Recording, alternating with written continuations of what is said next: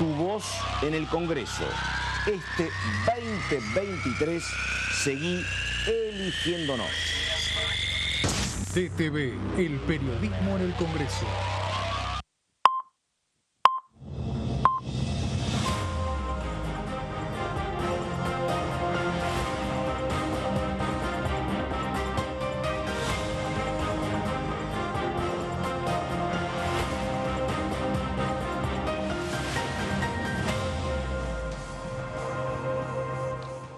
¿Cómo les va? Muy buenos días. 10 de la mañana y 1 minuto. Estamos empezando, esto es la primera mañana, en una jornada que va a estar marcada por la reunión a las 13 de la Comisión de Juicio Político, donde ayer hablábamos con algunos compañeros, por ejemplo con María Cafferati y también con Fabián Waldman, donde se indicaba que van a estar presentes todos los convocados. Esto indica que, según la información que manejaban ellos, lo vamos a corroborar en un ratito, estarían presentes, entre otros, Marcelo D'Alessandro, el ex ministro de Seguridad y Justicia del gobierno de Horacio Rodríguez Larreta, y también el procurador de la ciudad de Buenos Aires.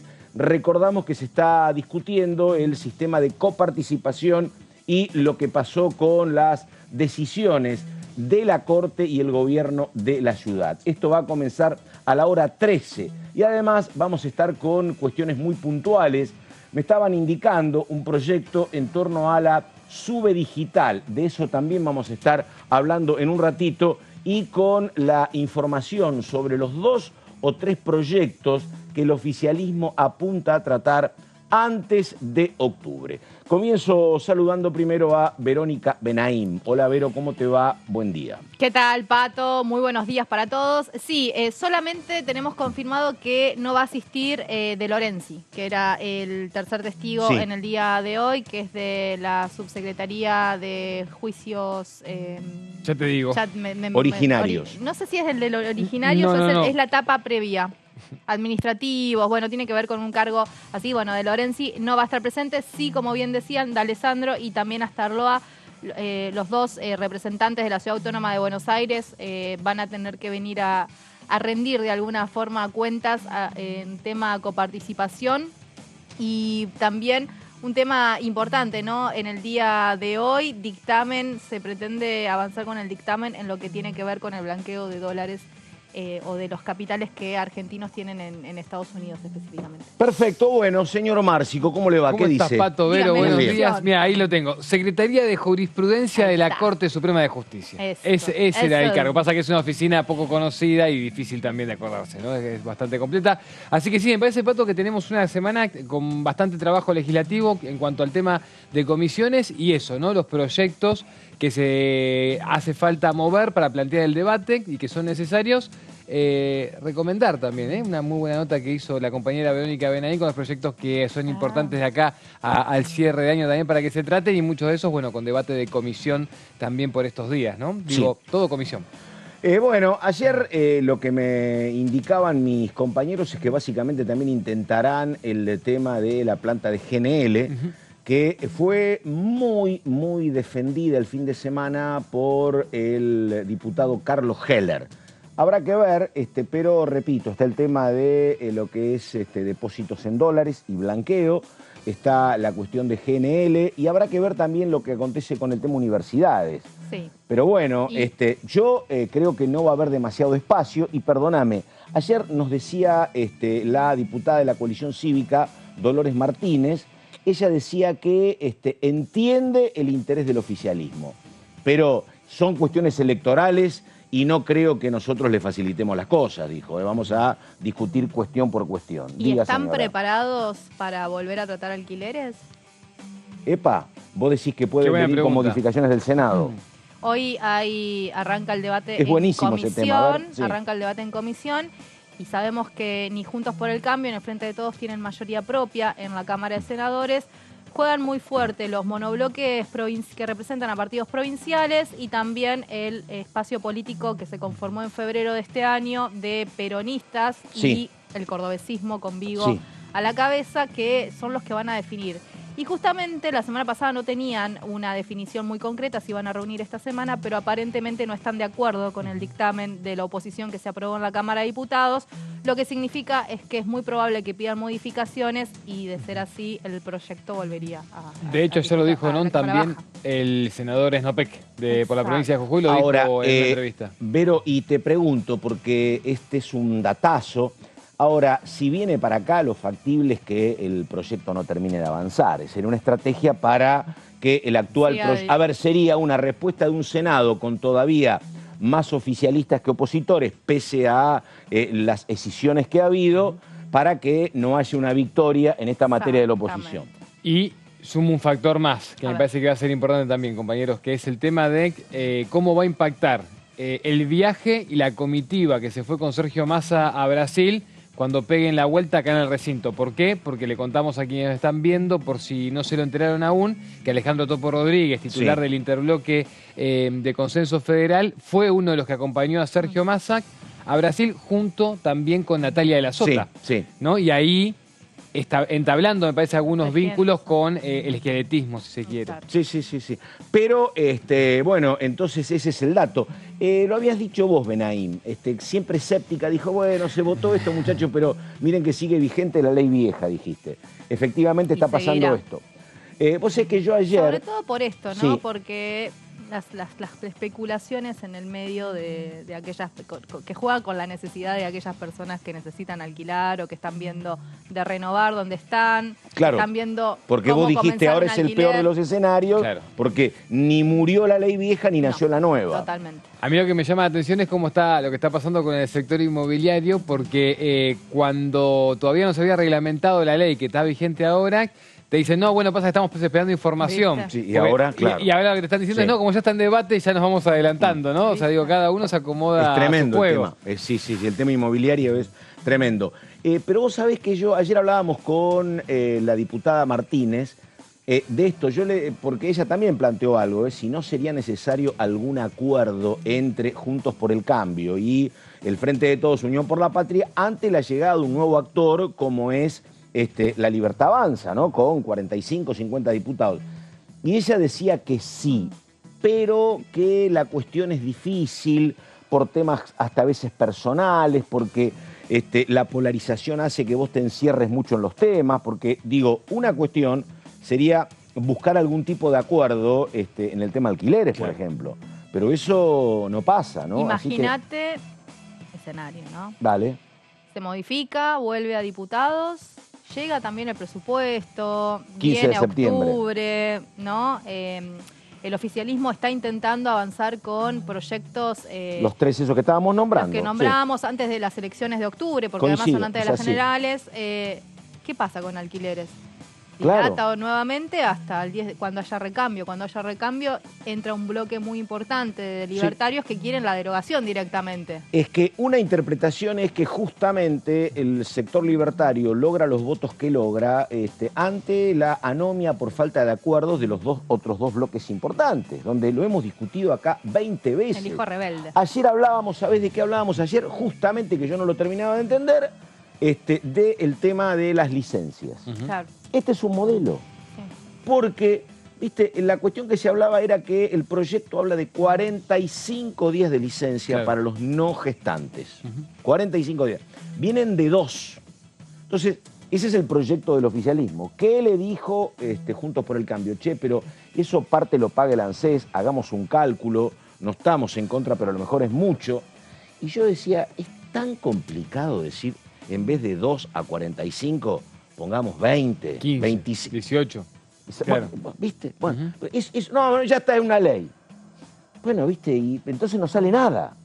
Pero que es muy raro pasar de 2 a 45. Porque en el caso de la persona gestante creo que son 20 días más, pero en el caso de la no gestante es complicado. Y aparte, Pato, después de cómo se puso el círculo rojo, cuando se enteró el domingo que iba a tener que pagar una suma fija en dos cuotas de 30.000 pesos, imagínate cómo se puede llegar a poner si le decís, che, además, los no gestantes 45 días de licencia. Y además te digo, ¿sabés qué pasa? Lo que me parece a mí que la puerta que se puede abrir con leyes que están muy bien y que yo tengo absoluta conciencia de que en cualquier país americano o europeo hay más licencias que acá. Por supuesto. Así que no. Ahora, el tema es que me parece que en una Argentina donde vos tenés un 40-45% de trabajo en negro, lo que posibilitas con esto es que la parte patronal te diga, mirá, tengo un contrato de monotributista, no te blanqueo, porque si te blanqueo tengo que darte los 45 días y no quiero. Eso es lo que me parece que a veces termina primando, pero bueno.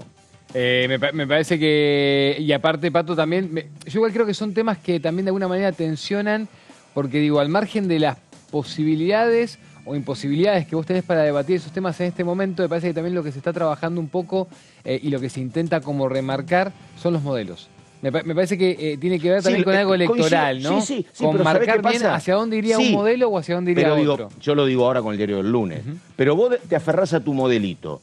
El otro se aferra al otro modelito y te entra el modelazo que se llama JM, te entra por el medio, y te gana las elecciones. Este es el problema.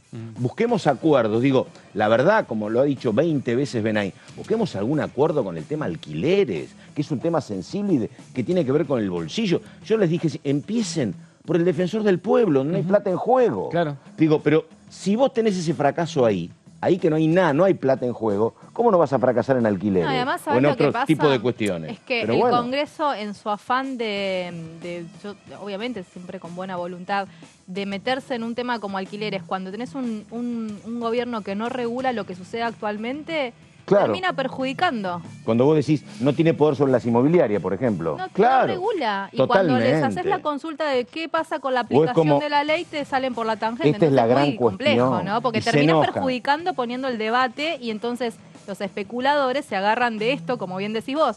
No, es que están debatiendo, yo no sé cuánto cobrarte. Pero es tanto como decís vos, como con el famoso tema de los precios cuidados. ¿Precio de dónde? ¿Viste? Sí. Allá sin luz, no sabés lo que hay, y tenés que ir a un supermercado grande porque los amigos chinos no tienen. Sí. Es así, claro. No, y las veces que saltan los precios y te dicen, no, bueno, nos reunimos, les vamos a avisar que vamos a aumentar o que van a tener que contener. Bueno, me parece que ahí también, igual lo que hay que tener en cuenta es quién manda en realidad. Pero bueno, pero el poder... pero el poder... Manda la plata y manda... No, bueno, pero vos como poder tenés que tener en claro quién manda. Bueno. No le pidas no le pidas a los otros. Cuando no vas a poder, no le pidas. O generar otras estrategias. Exactamente, claro. Bueno, es como la discusión que hay con tantísimas cosas cuando uno habla mucho del Estado presente. Pero si vos vivís en el tercer cordón del conurbano, en una provincia, y pediste un hospital... El Estado no está presente. O vas a una escuela donde hay paro, y bueno, el Estado no está tan presente. Entonces, entre el discurso y la concreción de las cosas, hay un problema porque se filtran enojos, votos rebeldes. Pero bueno, la verdad que acá no haya, en este tema de alquileres, que no haya un acuerdo, que es rarísimo, pero bueno. Sí, y no digo, y aparte imagínate lo complejo del tema, Pato, que tuvimos una ley, incluso promovido por un sector que la quiere tirar para atrás, que duró 3 años. Sí. O sea, no llegó a entrar de... Dura, tenés razón. No terminó. No terminó. Y te digo una cosa, pero ¿sabes qué pasa? Hay algo, pero hay una cuestión que... yo tengo que renovar en enero. No, pero bueno... ¿Qué hago? Voy y le digo, che, está vigente todavía. Por favor, un programa especial perdóname, de Nico Márcico tratando de renovar, negociando. Pato. Yo soy... Sí, pero digo, lo que pasa es que estoy hablando de temas sencillos como el defensor del pueblo. Hay otra cuestión que uno no la puede negar, que es el tema de la inflación. No, claro. Eso no es un tema. Digo, cuando se votó con Lipovetsky, estaríamos en un 20% anual, me parece, más o menos de inflación, 25%. Ya era un problema. Con 130 no se puede, y con el dólar disparado imposible. El sol con la mano. Claro. Que te digo, este es otro grave problema de la dirigencia, que a vos yo entiendo el tema de la sequía, entiendo la guerra, pero se te han disparado un montón de valores y uno está esperando a que las cosas no pasaran. Tranquilicemos a Márcico. Para enero vamos a tener una nueva ley vigente, inflación baja. Un horizonte clarísimo del país. ¿Por qué Benahín decís eso vos? Y porque hay que ponerle optimismo, ¿no? Quiere que llegue tranquila. No, porque te juro, en serio, vos sé que te juro, no es mala voluntad, pero yo te entendí porque se casa Márcico. Entonces digo, Oye, están todos con ganas de casar. No, te juro, no. Quiere fiesta, me parece que solo lo que está fiesta, claro. No te prendas, Benahín. Le va a declarar su amor No, me entendí mal yo, deja. Bueno, vamos. 10 de la mañana con 16 minutos. Vamos con el señor Gonzalo Solabarrieta. A ver, por favor. Gonzalo, ahí está. Se casa, señor. Gonzalo. Muy buen día, No, Pato, para vos, para Nico y también para Vero. Renovamos el saludo. Sí, yo si hay casamiento quiero ir a la fiesta, por lo menos quiero estar ahí presente, así disfrutamos un buen momento. Exacto. Sí. Bueno, Pato, nosotros ya estamos acá, como siempre, en el pasillo donde está el ingreso a la sala número 1, que ya está abierta, como podrán observar. Están trabajando desde temprano, como siempre, para dejar todo puesto a punto. Esto va a comenzar a partir de las 13. Nos referimos a una nueva reunión de juicio político, donde hoy tempranito a la mañana reafirmábamos en principio que va a estar presente Marcelo D'Alessandro, el ex ministro de Justicia y Seguridad de la Ciudad Autónoma de Buenos Aires, y que va a estar también Gabriel Astarloa, el Procurador General de Cava. Quien no va a estar presente y ya avisó a la comisión es Federico De Lorenzo, el secretario jurisprudencial de la Corte Suprema, no va a estar presente. De las 3 personas convocadas es la única que ha presentado una carta, que ha presentado un llamado, un informe, diciendo que no va a estar presente. Es decir, que hoy tendremos 2 convocados para dar testimonio, sin dudas que el más importante por el renombre, por la vinculación, por esta relación que se está investigando con Silvio Robles, es la presencia justamente de Marcelo D'Alessandro para darle un cierre al capítulo, y ayer también un poco hablábamos, para darle un cierre de manera continua al capítulo de la transferencia coparticipable del Estado para con la Ciudad Autónoma de Buenos Aires, porque tal vez más adelante, cuando termine de fluir el resto de los temas que hay por delante, tal vez pueda llegar a haber alguna presentación de un informe. Tenemos, por ejemplo, el mano a mano que se espera entre Robles y Marchi, por ejemplo, para que puedan hacer aquí presentes en la comisión. Por eso digo, de manera continua, hoy se espera que hoy sea la última reunión de la coparticipación, y luego sí, más adelante puede llegar a haber otra reunión. Pero lo cierto es que hoy a partir de la 1 tendremos esta nueva reunión de comisión, que más allá de que ayer lo habíamos adelantado, de que Marcelo D'Alessandro iba a estar presente, yo creo que va a ser una de las reuniones más importantes. Lógicamente que esto va a estar acompañado de cómo sea el testimonio. Si es igual que el de Silvio Robles, que tal como lo describió no solamente en redes sociales, sino también en los micrófonos de Diputados Televisión Germán Martínez, el presidente del bloque del Frente de Todos, como vergonzoso, seguramente tendremos un testimonio mucho más abierto, imaginamos, de Marcelo D'Alessandro, después de lo que ha sido la presencia de Silvio Robles. La cita está hecha, en un ratito vamos a hablar un poquito también de lo que viene de aquí en adelante, no solamente para hoy, sino también con una nueva reunión de comisión que se sumó ayer y que se va a desarrollar el jueves a partir de las 10 de la mañana.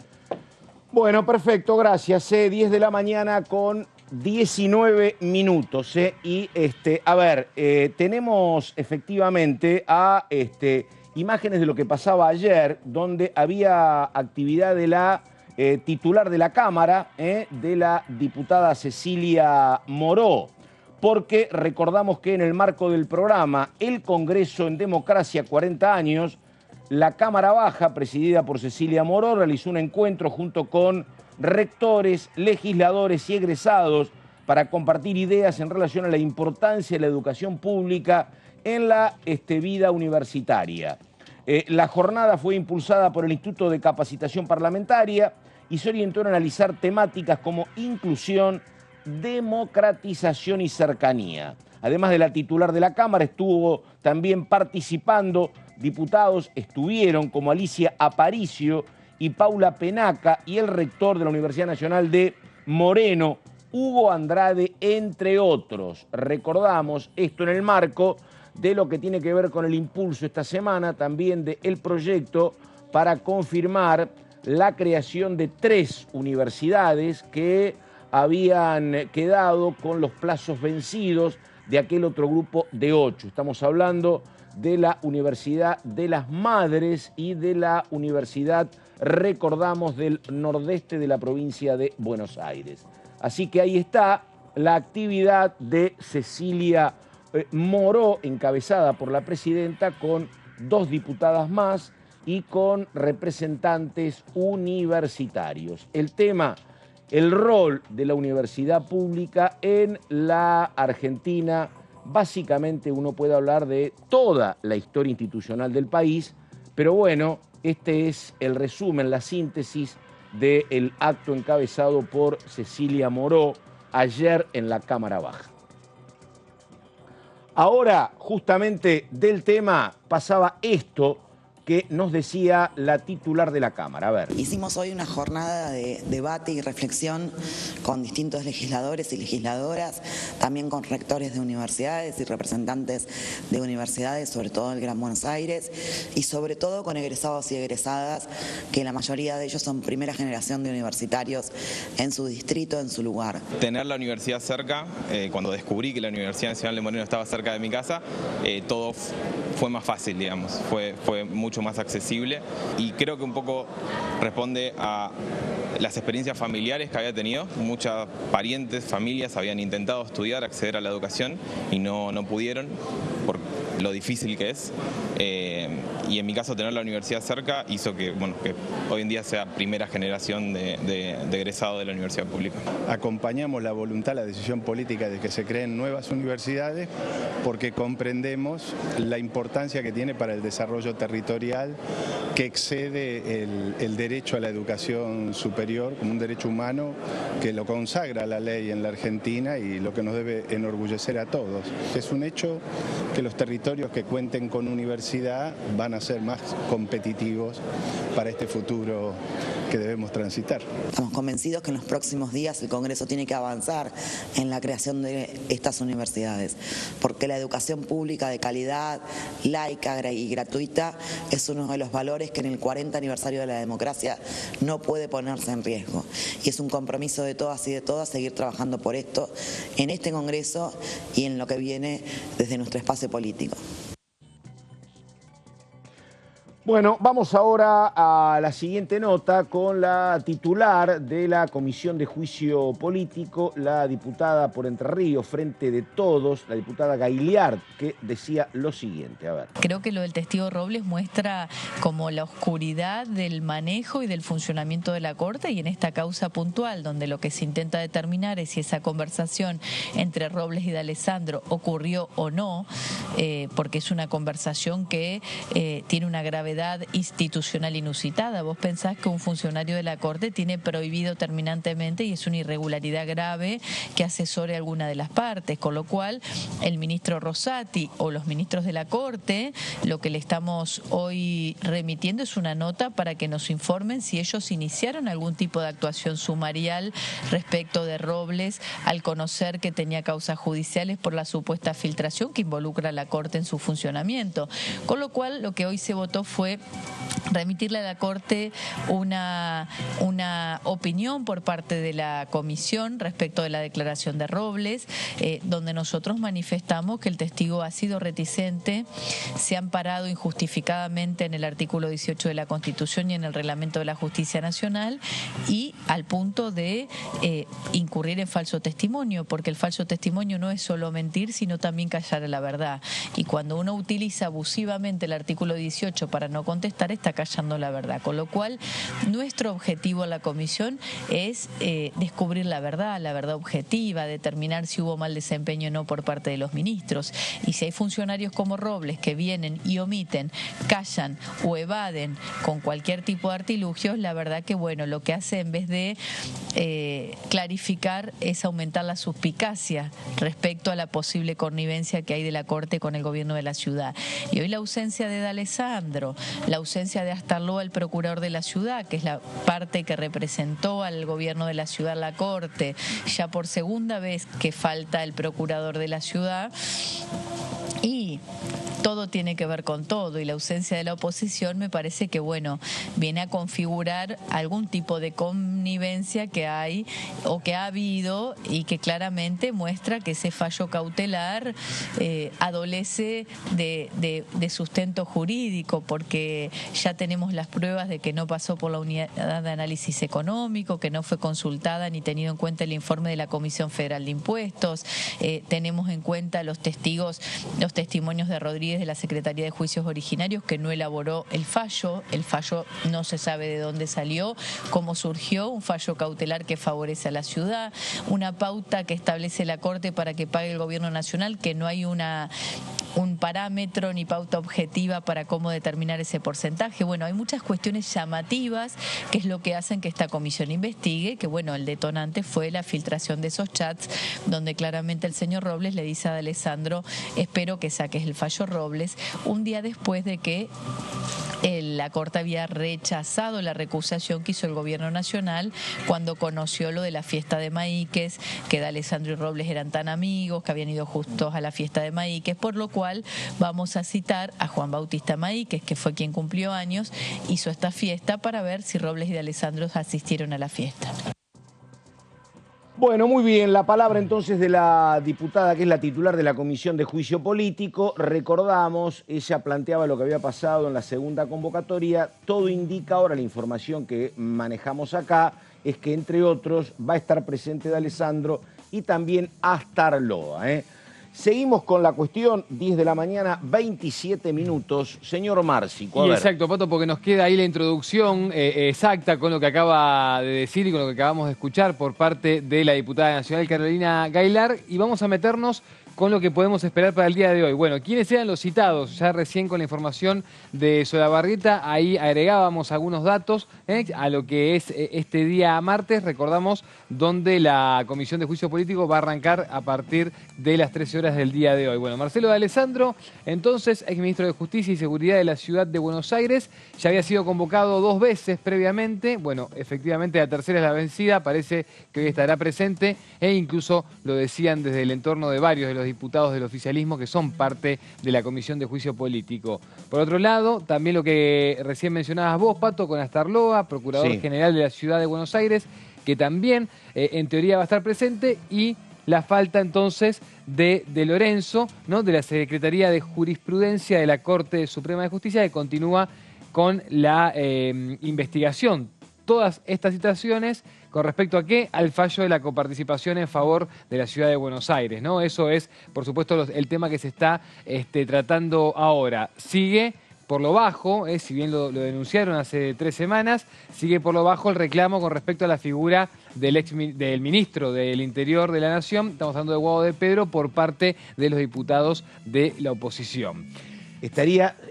La oposición pretende citarlo a Guado de Pedro. Exactamente. Y Guado de Pedro debería venir, me parece, ¿no? Bueno, es que de hecho es de los nombres que estaban barajados cuando se empezó a promover este tema, así que sigue estando la expectativa con respecto a si va a estar en próximas reuniones. Me parece que ahí lo que había era mucha expectativa con que primero se dé efectivamente la citación y la presencia de Marcelo D'Alessandro antes de que venga el ministro. Me parece que es servirse de esto para que en todo caso una citación del ministro de la Nación tenga algún tipo de valor agregado. Sí, yo creo, la verdad, mi pensamiento político es, a ver, si la oposición es remisa a concurrir, bueno, que haga lo contrario el oficialista para decir, ves, yo soy un hombre del poder político, pero vengo. Una muestra, un ejemplo. Del Ejecutivo y vengo, exactamente. Un ejemplo. Está bien. Exacto, Pato, pero bueno, eso es lo que se viene pidiendo, ¿no? Que es básicamente uno de los nombres que había sonado fuerte cuando se empezó a promover el tema por el fallo de la coparticipación, y entonces, bueno, están reclamando que se cumpla con ese nombre. Y de Lorenzo, de la Secretaría de Jurisprudencia. Sí. La Secretaría de Jurisprudencia, ¿sabés qué es? Es básicamente la secretaría que estudia antecedentes. Eso es jurisprudencia, ¿viste? El tipo es, digo, a ver, ¿qué otro conflicto hubo acá? Era entre capital y nación. ¿Qué otro conflicto hay en la historia? ¿Cómo te manejás en Estados Unidos? ¿Cómo te manejás en Francia? Exactamente. Eso, jurisprudencia son antecedentes. Casos parecidos, y me parece, Pato, que la pregunta con De Lorenzo, que hay que ver si efectivamente lo vuelven a convocar la semana que viene o cuándo, qué es lo que puede aportar, no nos olvidemos que está el fallo reciente con la provincia de Santa Fe, del cual muchos se sirvieron y lo tomaron como argumento para decir, pero pará, vos estás pidiendo algo que a la provincia de Santa Fe se lo negaste en algún momento, y a la Ciudad de Buenos Aires sí se lo das, porque había un reclamo muy similar con respecto a los puntos porcentuales de coparticipación. Bueno, y sobre todo también con el tema de generar fuerzas policiales, Pato, para contener situaciones como puede ser el caso del narcotráfico. Entonces ahí se sirvieron de eso, ¿viste? Y de hecho fue un argumento que usó el oficialismo para decir por qué no lo ayuda. Es un tema también que deja la puerta abierta para lo que dijo aquí Tailá, de que ellos podrían sumarle más cargos a la Corte, y que tiene que ver con el tema de por qué la Corte intervino en San Juan y en Tucumán y no intervino en Capital con el caso Jorge Macri. Con el caso de las elecciones. Exactamente. Exacto. Con el tema de la cuestión domiciliaria de Jorge Macri, dijo la Corte, no nos compete. Bueno, ¿por qué no te compete en Capital y sí te fue órbita de tu influencia en San Juan y Tucumán? Bueno, ya te digo, Pato, que incluso también la presencia en algún momento del ministro del Interior, Guado de Pedro, para hablar de ese tema puntual, también le va a servir al oficialismo, al margen de lo que sea el reclamo de la oposición, ¿no? A ver. Sigamos repasando las placas, que tenemos algunas más. La postura del oficialismo, bueno, algo de eso recién escuchábamos de la titular de la Comisión de Juicio Político, Carolina Gaylar, con esta textual, ¿no? Que propuso que se adopte la misma tesitura que se tomó con los otros testigos, citándolo nuevamente para la próxima reunión, bajo apercibimiento de darle conocimiento al juez competente. Esto, Gaylar lo decía principalmente con la figura de Marcelo D'Alessandro, que lo decía ya hace algunos días, y bueno, finalmente en el día de ayer se confirmó. Pasó solo con Tonón esto. Sí. Cuando le dijeron, guarda que va a la autoridad competente, Tonón llegó. Efectivamente. El resto no ha sido necesario. Y entonces como que de alguna manera esto se tomó y se dijo la semana pasada, Pato, para de alguna manera poder apresurar un poco lo que es la presencia de Marcelo D'Alessandro. Claramente esto lo dijo la titular de la comisión antes de que se confirme el día de ayer que D'Alessandro efectivamente va a estar presente, según todo indica, en el día de hoy en la Comisión de Juicio Político. Por otro lado, la comisión también anunció que le va a pedir a la Corte Suprema que inicien acciones disciplinarias por falso testimonio para con la figura de Silvio Robles. Esto avanzó, Pato, en una primera instancia, no se tuvo más información en los últimos días, pero aparentemente el pedido ya está hecho para que la Corte Suprema tenga acciones disciplinarias con el actual vocero, ¿no? de la Corte Suprema de Justicia y de su titular Horacio Rosati, así que eso sigue en pie y este trámite administrativo ya avanzó por parte del oficialismo con respecto al trabajo de la Comisión de Juicio Político. Y en la última placa que tenemos es un repaso breve de lo que fue la última reunión, que recordamos fue el 8 de agosto. Ya pasaron 3 semanas completas. Del 8 de agosto para acá, eterno, agosto, qué mes largo, ¿no? Pasaron un montón de cosas con las elecciones y demás cuestiones. Bueno, Juntos por el Cambio vació la reunión, recordamos esto, no asistió ninguno de sus 15 miembros y enviaron un comunicado a Cecilia Moró. Esto lo comentábamos en los últimos días, pero ahí tenemos una de las citas que es lo que le pidió la oposición a Cecilia Moró en ese comunicado que les envió, que es que la modalidad irregular que se estaba llevando a cabo por parte de la presidenta de la comisión consistía en dilatar la citación de testigos, ¿no? Recién mencionábamos el caso de Guado de Pedro, según el reclamo de la oposición, y que habían cuestionado, se había ampliado la citación con solo un día previo, que eso es lo que pasó y el argumento que usaron para vaciar la sesión del 8 de agosto. Que me dijeron a mí, van a estar todos presentes, todos no, pero parte de la oposición va a estar presente hoy. Exactamente, no, lo de la oposición tuvo que ver y con lo cual argumentaron fue con esto. La convocatoria a último momento. Apresurada de un día para el otro, último momento, el 7 de agosto para que fue la reunión del 8, Pato. Pero aparentemente todo hoy, ¿cómo podríamos decirlo? Transitaría con carácter institucional y democrático. Bueno, es un tema porque acá siempre está pendiente esto de que hablamos en algún momento sobre cómo va a ser el devenir de esta comisión de juicio político, porque recordamos que en su momento Pablo Tonelli hablaba de que él creía que la comisión de juicio político iba a languidecer. Y era un tema que uno me parece que tenía que considerarlo, porque en aquella instancia cuando se hablaba de esto, uno veía que, por ejemplo, ¿qué es lo que estaba sucediendo?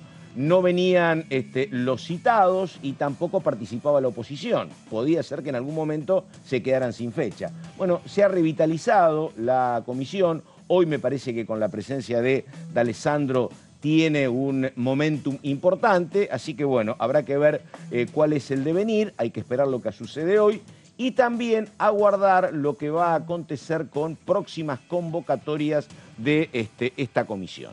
Estamos en la primera mañana, 10:35, en un ratito vamos a estar con un tema que hay que prestarle atención porque se habla de la SUBE digital.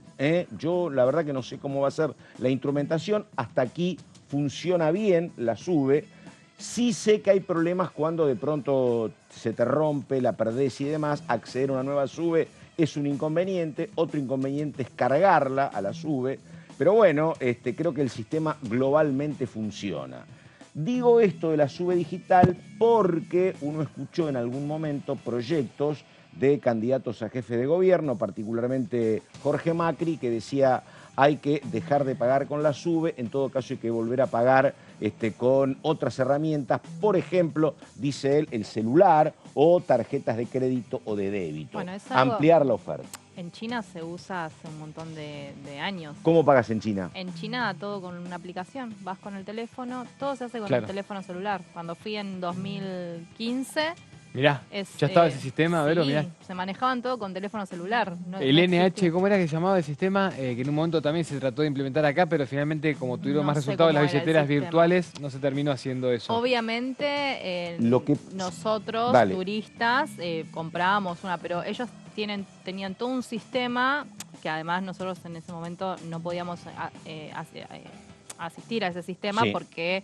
Vos sabés que para navegar y conectarte a internet ellos tienen como una forma muy restringida. Nosotros teníamos otras aplicaciones que podíamos conectarnos a las redes occidentales, pero ellos tienen todo un sistema donde ya a partir de eso vos el QR, lo que hoy conocemos con QR, ya en el 2015 en China se manejaban y pagaban lo que consumían. Lo que pasa que acá, que no sé si en China lo necesitan para ese tema, tal vez no. Es una cantidad de chinos, por además, eso, ¿no? Imagínate aplicarlo. Exactamente. No, acá el tema de la SUBE cumple otro rol, que es básicamente que el Estado tiene la cantidad de pasajeros que utilizan el sistema. Sí.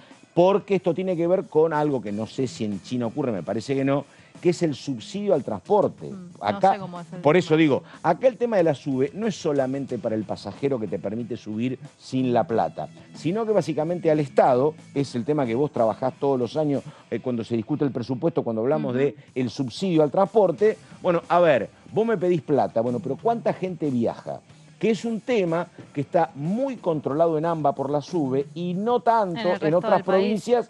Sí, en algunas no, porque en Córdoba no tenés SUBE, claro, por ejemplo. No todas las provincias utilizan el sistema SUBE. Por eso para empezar ya era una iniciativa poder federalizar la SUBE. Claro, ¿no? exactamente.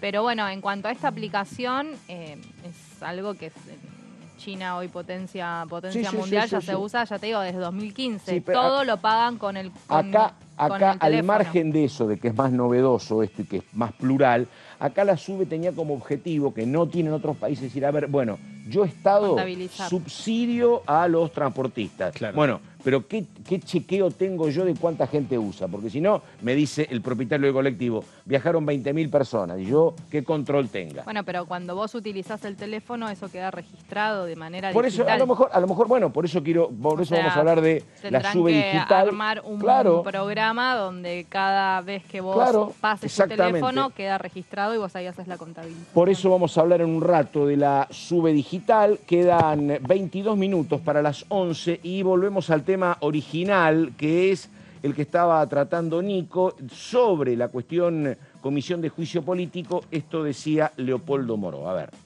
La ausencia de la oposición es muy elocuente. No ocurrió a lo largo de muchos meses en los que se viene desarrollando el juicio político. Y entonces, ¿por qué ocurre en estas circunstancias? Porque es obvio que el testimonio de Silvio Robles, que prestó la semana pasada, bueno, prestar es una forma de decir, en realidad el no testimonio de Robles, demuestra que se tocó un nervio sensible. ¿Y por qué se tocó un nervio sensible? Bueno, precisamente por el rol que Robles tuvo en el tráfico de influencias, sobre todo en dos decisiones de la Corte, en el tema coparticipación y en el tema Consejo de la Magistratura, que no solo está revelado en las conversaciones que se conocieron entre él y el exministro de Justicia de la Ciudad de Buenos Aires, donde el tráfico de influencias surge a la vista y él incluso hasta tiene la actitud arrogante de decirle a D'Alessandro, ponele el nombre de Fallo Robles al rechazo de una excusación o recusación que había hecho el Poder Ejecutivo, sino que además hay un cúmulo de indicios, incluso algunos expuestos por testigos que pasaron por aquí, que indican que, valga la redundancia, Silvio Robles tiene un papel relevante en el manejo de la Corte. en cuanto a muchos han denunciado amenazas sobre funcionarios, extorsión sobre funcionarios, atribuirse el voto de 3 de los miembros de la Corte, o sea, de la mayoría de la Corte. Al menos es lo que han dicho algunos testigos. Y hubiera sido bueno confrontar esos dichos con los dichos de Robles, incluso para él mismo, si quería quitarse de encima esas responsabilidades. Pero bueno, tomó otro camino, que fue el camino de negarse prácticamente a declarar, amparándose falsamente en el artículo 18 de la Constitución y más falsamente todavía en el artículo 8 del Reglamento de la Justicia Nacional. Por ejemplo, frente a preguntas que de ninguna manera lo comprometían. Una de ellas es si tenía conocimiento o amistad con D'Alessandro, cosa que es pública y notoria, pero bueno, se negó a responder. Y esa actitud reticente tiene que ver con el hecho de un ocultamiento. Además, hay que subrayar que acá pasaron, como ustedes lo pudieron registrar durante meses, funcionarios de altísima jerarquía de la Corte, secretarios de Corte, secretarios letrados de vocalía de Corte, de mucha más jerarquía que Robles. Pareciera que Robles quiso dejar sentado el precedente de que él es más importante que todos esos funcionarios en una actitud realmente arrogante. Pero bueno, nosotros no calificamos lo subjetivo. Lo objetivo es que faltó a la verdad, ocultó la verdad, por eso hemos elevado ahora una nota a la Corte, como indica el reglamento de nuestra comisión, para que en función de la superintendencia la Corte adopte las medidas correspondientes respecto a la actitud de Robles. Y en cuanto a la oposición, bueno, se plegó a lo que venía pasando esta semana, que era tratar de mostrar a Robles como una víctima de un acoso que en ningún momento sufrió en esta comisión, y además yo creo que la oposición se está dando cuenta que le resulta muy difícil defender lo indefendible. Y ahora esta es la sede de la Comisión de Juicio Político, que va a empezar, todavía falta mucho, porque va a empezar a la 1 de la tarde, faltan todavía 2 horas largas, así que es el escenario completamente vacío. Vamos ahora con Vanessa Siley. ¿Qué dice Vanessa Siley sobre la cuestión? A ver. La actitud que tuvo el señor Robles al declarar el pasado martes en esta comisión, actitud de no responder ninguna pregunta, de alegar de manera arbitraria y sin fundamentos el artículo 8 del Reglamento de la Justicia Nacional para no responder.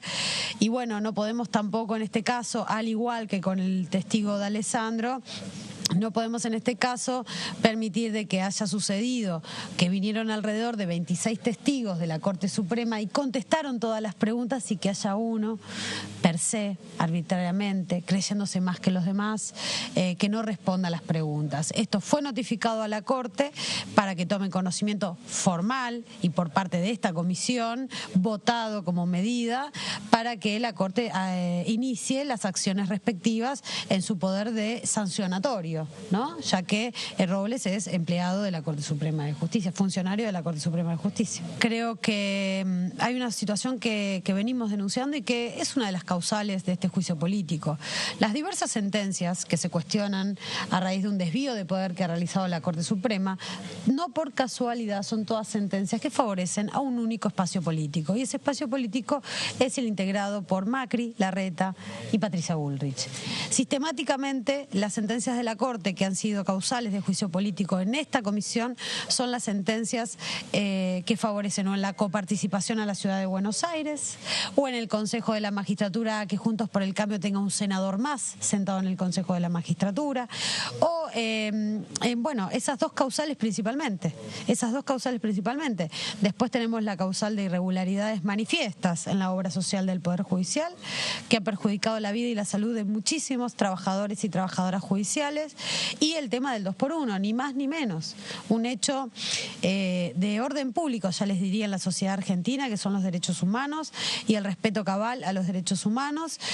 Bueno, entonces, todas las cuestiones de gravedad que están abordándose aquí, hace 20 años atrás, cuando se trató el juicio político, la anterior Corte Suprema de Justicia, la famosa mayoría automática del menemismo, la mitad, por lo menos la mitad de las causales que aquí se están alegando, ya fueron en aquel entonces causales de remoción, fundamento de remoción. Yo comparo aquel proceso histórico con este proceso histórico que estamos atravesando hoy día, y la verdad que es vergonzoso que los diputados de Juntos por el Cambio no asistan a cumplir su función, su trabajo como representantes del pueblo, a la única instancia que tiene la democracia para revisar la conducta de los máximos jueces de la Corte Suprema. Bueno, después del testimonio de la diputada, vamos con nuestro compañero Gonzalo Solabarrieta, porque hoy hay reunión de juicio político a las 13. ¿Y qué más, Solabarrieta? Bueno, Pato, vos mismo lo dijiste, además de esta reunión de juicio político, hoy tendremos 2 comisiones más. Una será a partir de las 17, donde se va a reunir de manera conjunta la Comisión de Educación con la de Presupuesto y Hacienda, sí. En este caso para volver a aprobar, para volver a darle estado parlamentario a estos dictámenes para crear universidades a nivel nacional. Una de ellas es la de las abuelas de Plaza de Mayo en la Ciudad Autónoma de Buenos Aires, la otra es la del Saladillo en la provincia de Buenos Aires también. Y recordemos que la otra es la de Cuenca del Salado, con sede en el distrito de Cañuelas, también en la provincia de Buenos Aires. Recordemos, estas son 3 universidades, o la creación de estas 3 universidades, habían perdido el estado parlamentario y por eso necesitan nuevamente dictamen para ir a una posible sesión especial que nosotros estamos evaluando en cuanto a la información que puede llegar a darse para la semana del 13 de septiembre. Luego se va a quedar la Comisión de Presupuesto y Hacienda. Entendemos que no va a ser tan larga, tan extensa esta reunión conjunta con Educación, porque es simplemente para darle la aprobación. Se entiende que ya hay una mayoría para lograr esta aprobación. Las Madres de Plaza de Mayo, esta es, recordemos, una nacionalización, por ejemplo, la que se hace de la Universidad de Madres de Plaza de Mayo en la Ciudad Autónoma de Buenos Aires, en conjunto con las otras 2. Y la realidad indica que no va a ser tan extensa. Luego, Presupuesto y Hacienda va a continuar en la misma sala, en la sala 2 del anexo C, donde se van a reunir para lo que será la aprobación posiblemente, Pato, y esto lo había anticipado Carlos Heller, de esta exteriorización del ahorro argentino, un dictamen que se esperaba que sea bastante ágil. Esta reunión sí puede llegar a durar un poquito más porque generará un poquito más de intercambio, más debate, para lo cual ya quedaría también aprobado. Necesita el giro en Presupuesto y Hacienda. Esta es la actividad que tendremos para hoy. También al mismo tiempo, pensando en estas 2 actividades que acabamos de mencionar, hay que empezar a evaluar cuánto puede llegar a extenderse también esta comisión, la de juicio político, entendiendo que la presencia de Marcelo D'Alessandro va a ser el momento tal vez en donde más se va a extender, donde más se va a estirar esta comisión respecto a las preguntas y respuestas que imaginamos serán varias. También vamos a ver y a evaluar qué tan largas serán las respuestas, ¿no?, del propio Marcelo D'Alessandro, que hoy va a estar presente aquí. Este es el panorama para hoy, Pato. 3 comisiones, a las 13 juicio político, a las 17 educación y presupuesto y Hacienda, y a las 18 Presupuesto y Hacienda únicamente. Luego en un ratito te voy a contar qué va a suceder el jueves porque se ha sumado una nueva convocatoria.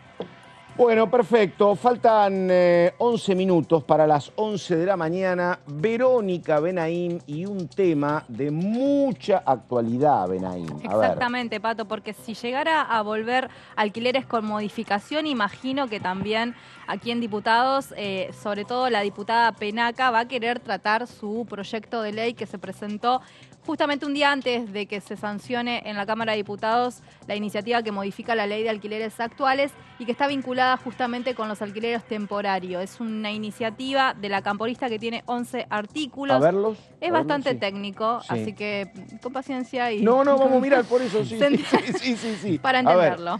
A ver. Se entiende por alquiler temporario. ¿Qué, Pato? Aquellos que tengan por objeto la locación e inmuebles o habitaciones que se arrienden con fines turísticos, de descanso o cualquier otro fin por un plazo de 3 meses.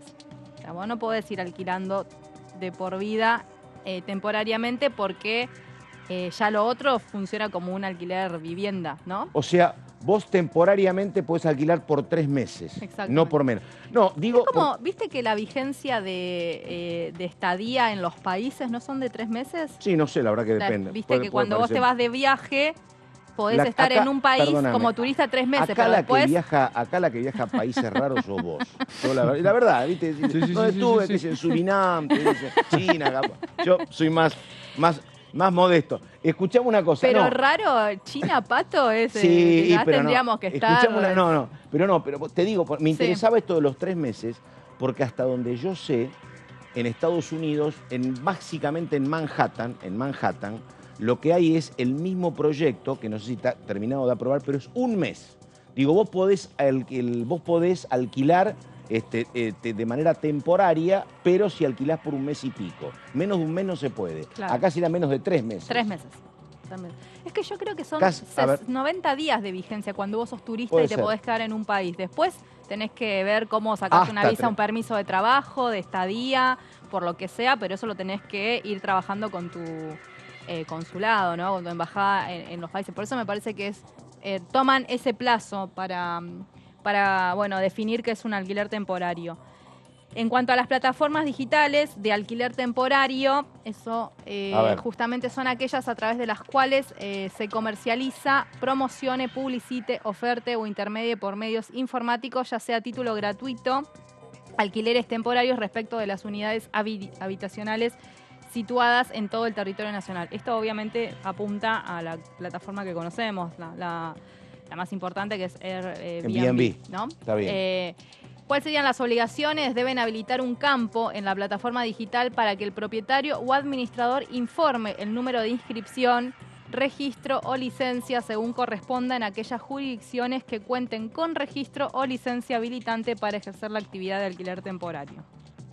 Vos sabés que a mí me parece que es muy importante, acá está, la verdad, el proyecto hay que mirarlo con mucho detenimiento, por varias cuestiones, ¿no? Además porque de esta manera se protege en parte, me parece, a la industria hotelera, que si no queda como muy desguarnecida. Totalmente. Pero vos que viajás mucho, la verdad, o que has viajado mucho, ahora estás más quieta, Benaim. No, pero sabés que el tema del Airbnb, me parece que también está montado en el hecho de que el mundo occidental viaja mucho. Y estamos muy acostumbrados a esto, que vos alquilás un departamento, entonces pagás $40 y duermen 2 personas, cosa que es más difícil en el hotel, ni hablar del fenómeno hostel.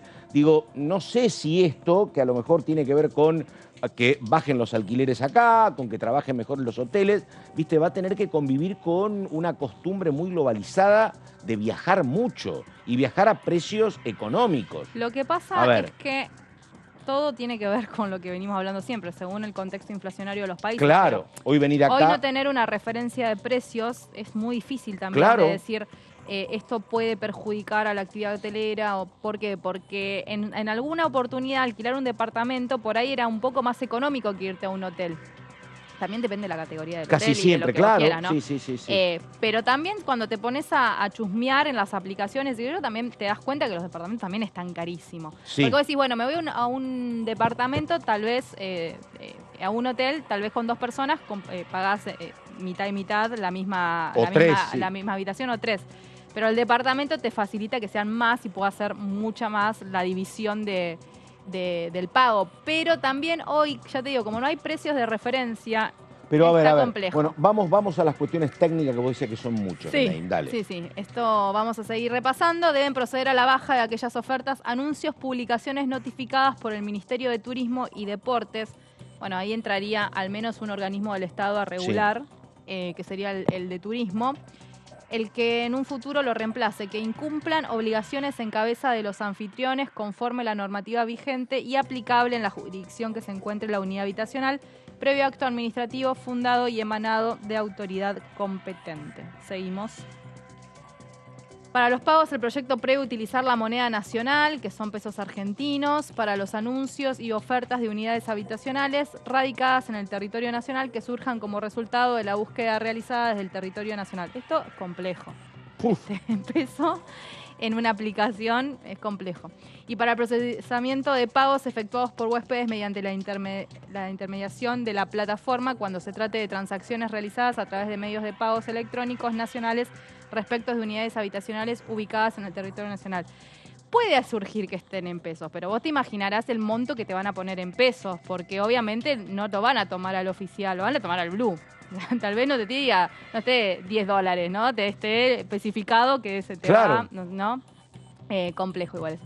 Bueno, continúa la iniciativa. Las plataformas deben remitir el organismo de jurisdicción nacional con competencia en materia turística información anonimizada y desgregada de manera semestral respecto a la cantidad de operaciones realizadas en el país y sus respectivos montos, lo que podrá ser utilizada únicamente a fines estadísticos y para la mejora de toma de decisión política, pública.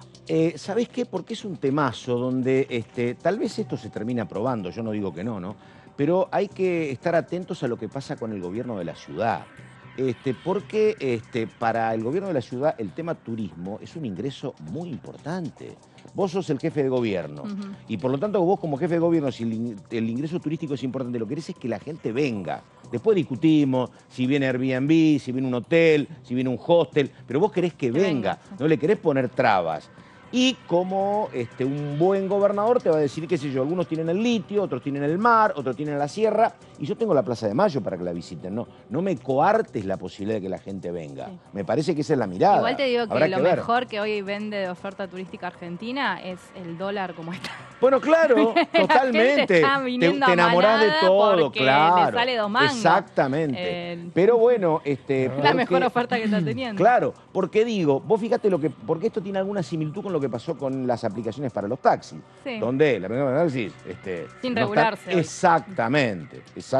Sin regularse. Exactamente. Esto me parece, digo, ¿y sabés qué ha pasado con esto? Intentaron en Barcelona, intentaron en Berlín, intentaron en Nueva York.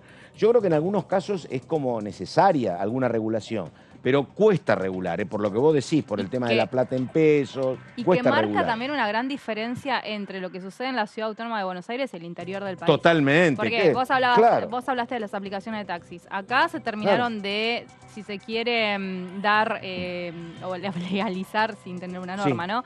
En la pandemia, ¿no? Cuando no había mucha oferta, era todo un caos, se terminó como de afianzar al que te maneja en una aplicación y al taxista. Incluso hoy los taxistas también manejan aplicaciones. En un mismo auto hacen las dos actividades. Pero, por ejemplo, este año me fui a Tucumán y recién estaba ingresando a la aplicación de celular y tenían los mismos dramas que tuvieron al principio en Buenos Aires. Y en mi ciudad, en Río Grande, pasaba exactamente lo mismo, muchos años después. Con esta situación de alquileres temporarios, también avanza, pero no como está avanzando hoy en la Ciudad Autónoma de Buenos Aires. Perdóname, me queda, a ver ¿qué propiedades quedan excluidas? No pueden ser alquiladas de manera temporaria. No será de aplicación el caso en que 4 o más inmuebles con destino habitacional a la actividad de alquiler temporario pertenezcan a un mismo propietario. Si tenés más de 4, no se puede. Se encuentren bajo la misma administración o se ofrezcan bajo una misma marca. En estos casos, la titular deberá contar con habilitación, registro y categorización que corresponde según ley 18828 a la que en el futuro la reemplace. Exactamente. Bueno, podés en todo caso si tenés menos de 4, podés. Si tenés más de 4, no. Está bien. Se supone que, bueno, como dice la letra chica del proyecto de Penaca, habría un registro que lo manejaría el Ministerio de Turismo y ahí, bueno, saltaría. Si eres un empresario hotelero, si tenés más de 4. Y ya deberías tener, claro, totalmente. Así que, bueno, esto es un poco el proyecto de ley de alquileres temporarios que, bueno, espera ser tratado, pero yo te digo, por ahí si vuelve a alquileres como se está especulando con estas modificaciones, puede colarse. Y esto es donde, la verdad, yo sé, lo decía Dolores Martínez, no estamos en las elecciones, todos se van a hacer muy defensores de su propio esquema de ideas, algo decías vos por el estilo Nico, pero sería como indispensable que estas cuestiones se pongan de acuerdo. Más con la elección de la pasada PASO, ¿no? Che, vamos a ponernos de acuerdo con el tema alquileres, con el tema Airbnb, porque le deberías dar cierta institucionalidad al país, donde pase lo que pase y gane quien gane, la cuestión sigue. Pero me parece como que hay poco margen para algún acuerdo. Exactamente la hora 11 de la mañana, recordamos a las 13 empieza Juicio Político, la pausa ahora y ya seguimos.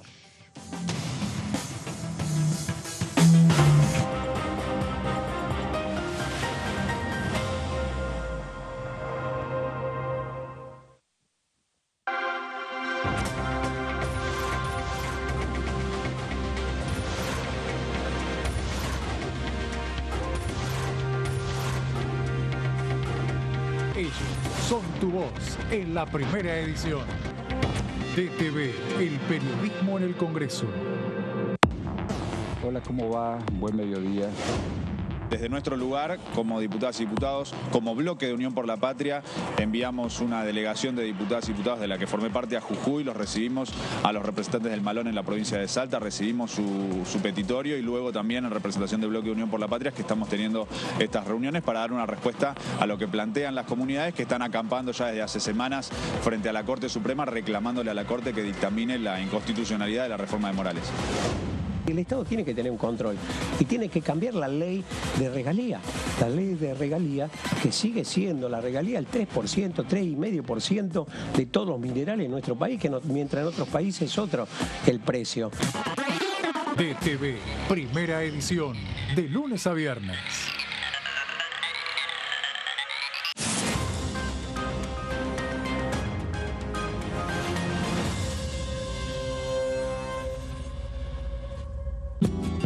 Este es el gasoducto Presidente Néstor Kirchner. Una obra de escala mundial realizada en tiempo récord que unirá la energía de Vaca Muerta con todo el país. Innovaciones, tecnología, cientos de kilómetros de acero y miles de trabajadoras y trabajadores. Esta megaestructura alimentará la llama del país con desarrollo, con federalismo, con soberanía y orgullo. Gasoducto Presidente Néstor Kirchner. Mueve energía, mueve al país. Hola, ¿cómo les va? El proyecto principal tiene que ver con eso, con buscar brindarle mayores defensas a la aerolínea de bandera, que la privatización no sea sencilla de realizar, porque lo que hemos escuchado de los distintos candidatos de la derecha es básicamente eso, la búsqueda de la privatización, retornar a las privatizaciones de las empresas que tantos daños nos han hecho. Aerolíneas Argentinas hoy es una enorme herramienta, no solo, como decía antes, de movilidad, sino también de generación de ingresos para muchísimas regiones de nuestro país, ¿no? Para muchísimas economías regionales de nuestro país. DTV, segunda edición, de lunes a viernes.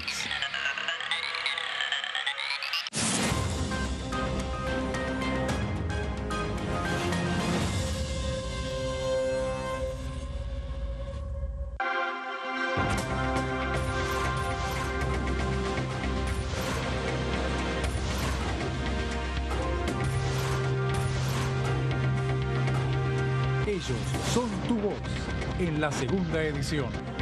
DTV, el periodismo en el Congreso. Alcanzamos el Producto Bruto Interno más alto de los últimos 5 años, con un crecimiento del 5% en 2022. Y detrás de ese dato, seguimos creando empleo en cada rincón de la Argentina.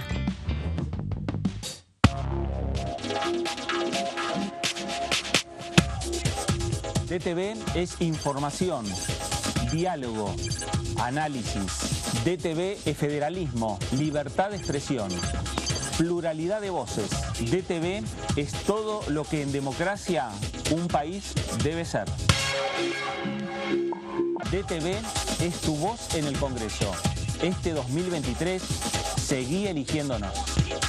DTV, el periodismo en el Congreso.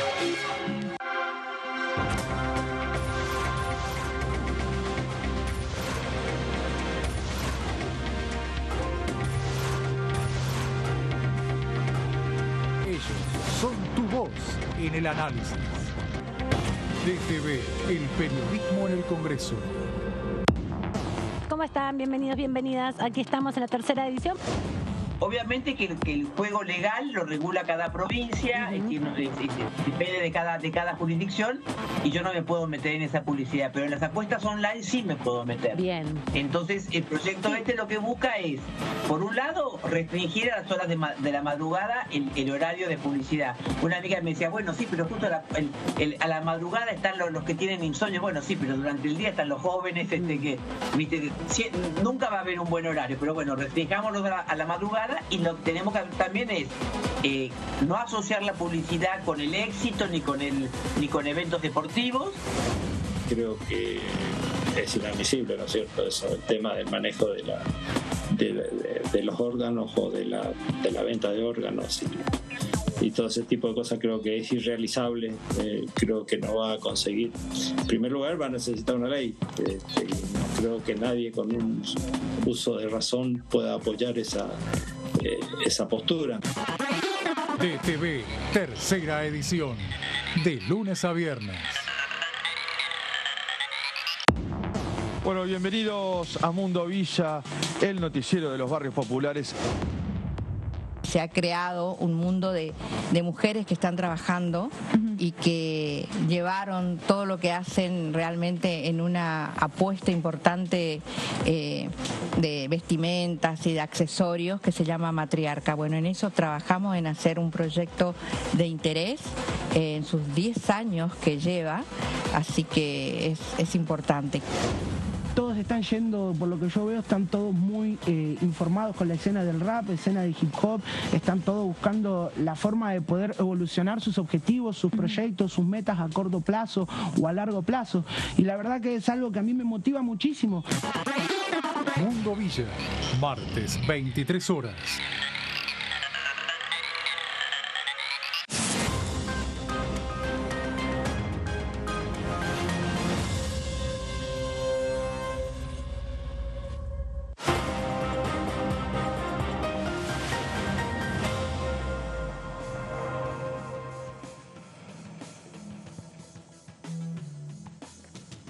Bueno, exactamente la hora 11 de la mañana con 7 minutos. Estamos en un rato hablando de la SUBE digital con Micaela Morán. Vamos a ver de qué se trata. Me parece que son cuestiones que apuntan a ir resolviendo temas muy pragmáticos y muy prácticos que nos mejoren la vida cotidiana. Vamos a ver de qué se trata en un rato.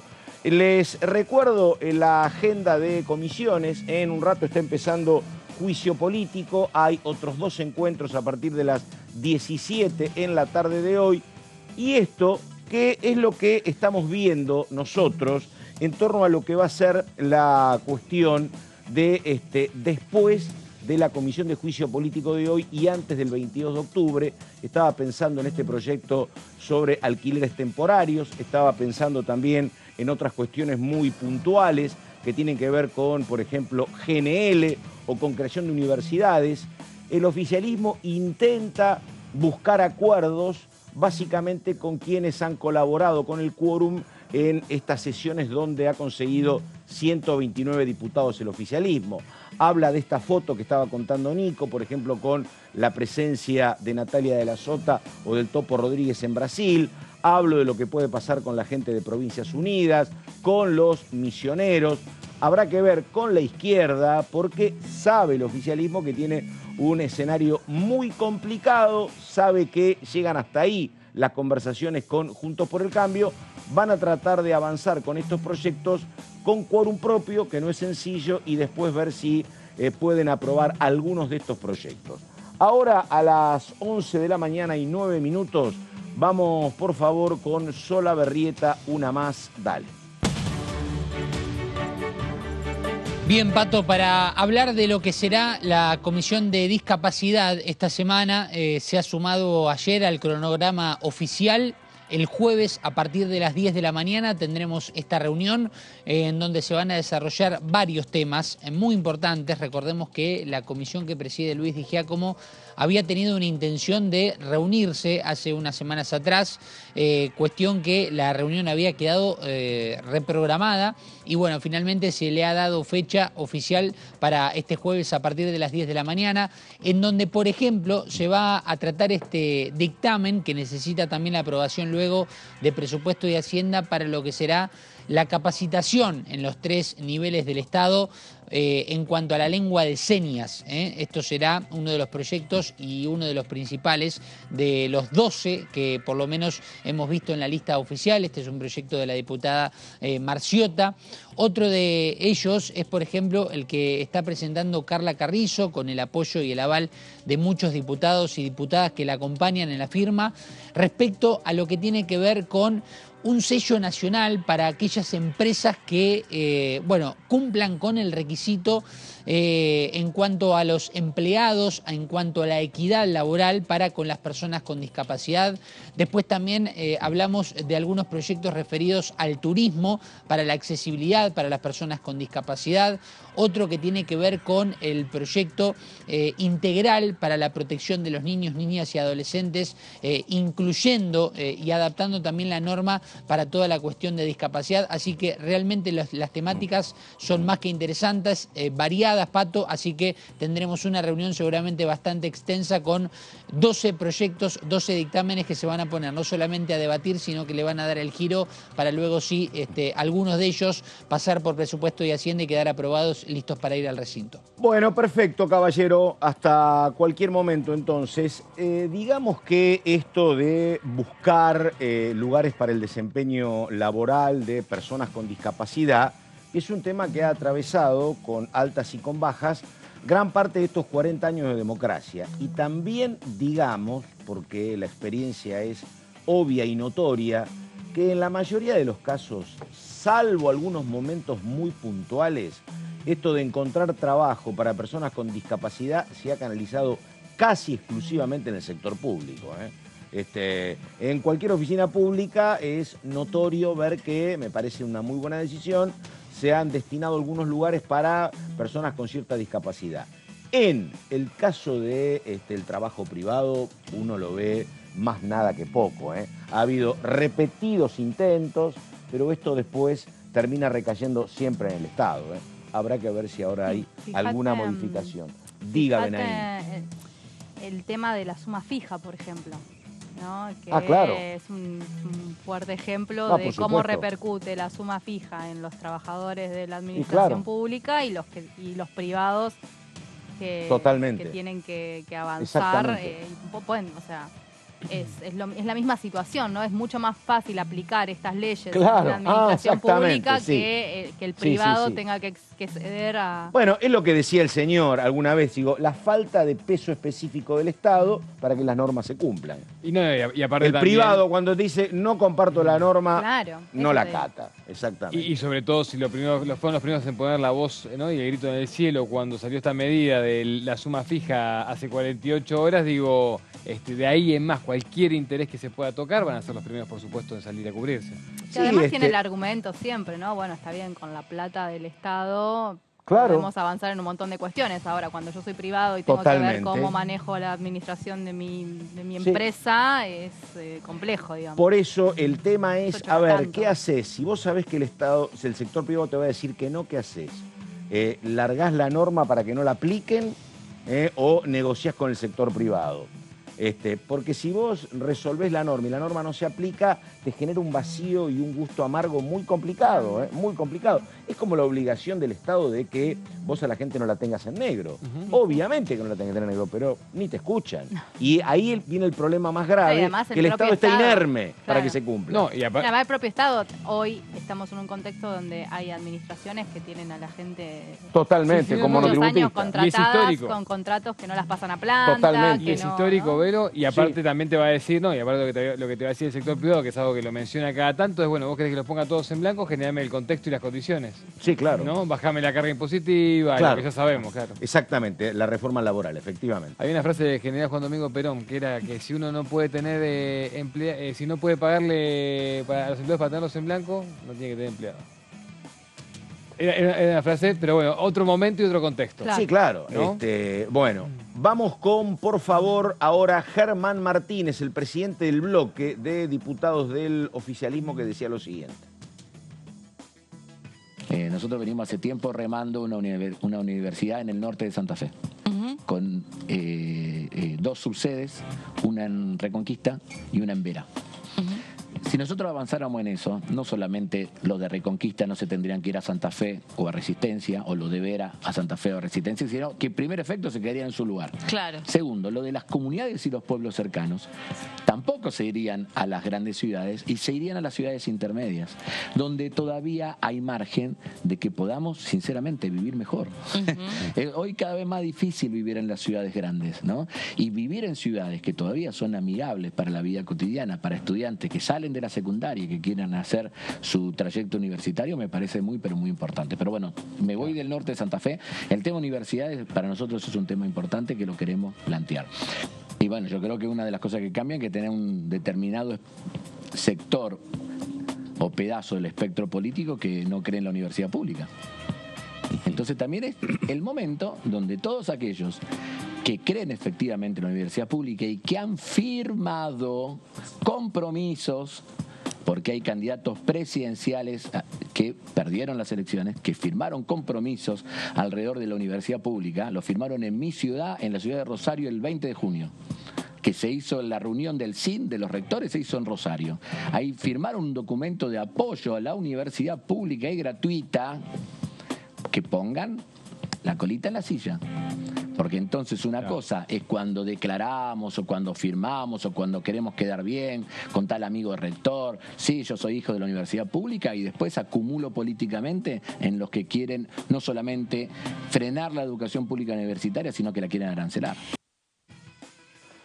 Bueno, un temazo. En lo personal, digamos que la verdad yo soy un defensor fervoroso de la universidad pública y a favor también de la creación de universidades, porque si vos mirás el contexto, la jurisprudencia o los antecedentes de la Argentina en materia de cantidad de universidades, con aquellos países que han crecido muchísimo en materia económica en los últimos 30 o 40 años, te puedo nombrar básicamente países del sudeste asiático, vos ves cómo en paralelo al crecimiento económico creció también de manera exponencial la creación de universidades. Una cuestión está muy ligada a la otra, así que yo soy un defensor claro de la universidad pública. Pero me parece también que hay un tema que debemos estar muy atentos y que está ligado con la universidad, y que es la escuela primaria y la secundaria. Hay permanentemente trabajos que te indican que hay una gran demora respecto a otros años en lo que es el tiempo en que los chicos aprenden a leer y escribir. Antes no terminabas primer grado sin saber leer y escribir. Hoy eso no pasa y hay muchísimos trabajos de distintos foros educativos que te dicen que cada vez son menos los chicos que terminan el colegio secundario con comprensión de texto y conocimientos de matemática indispensables.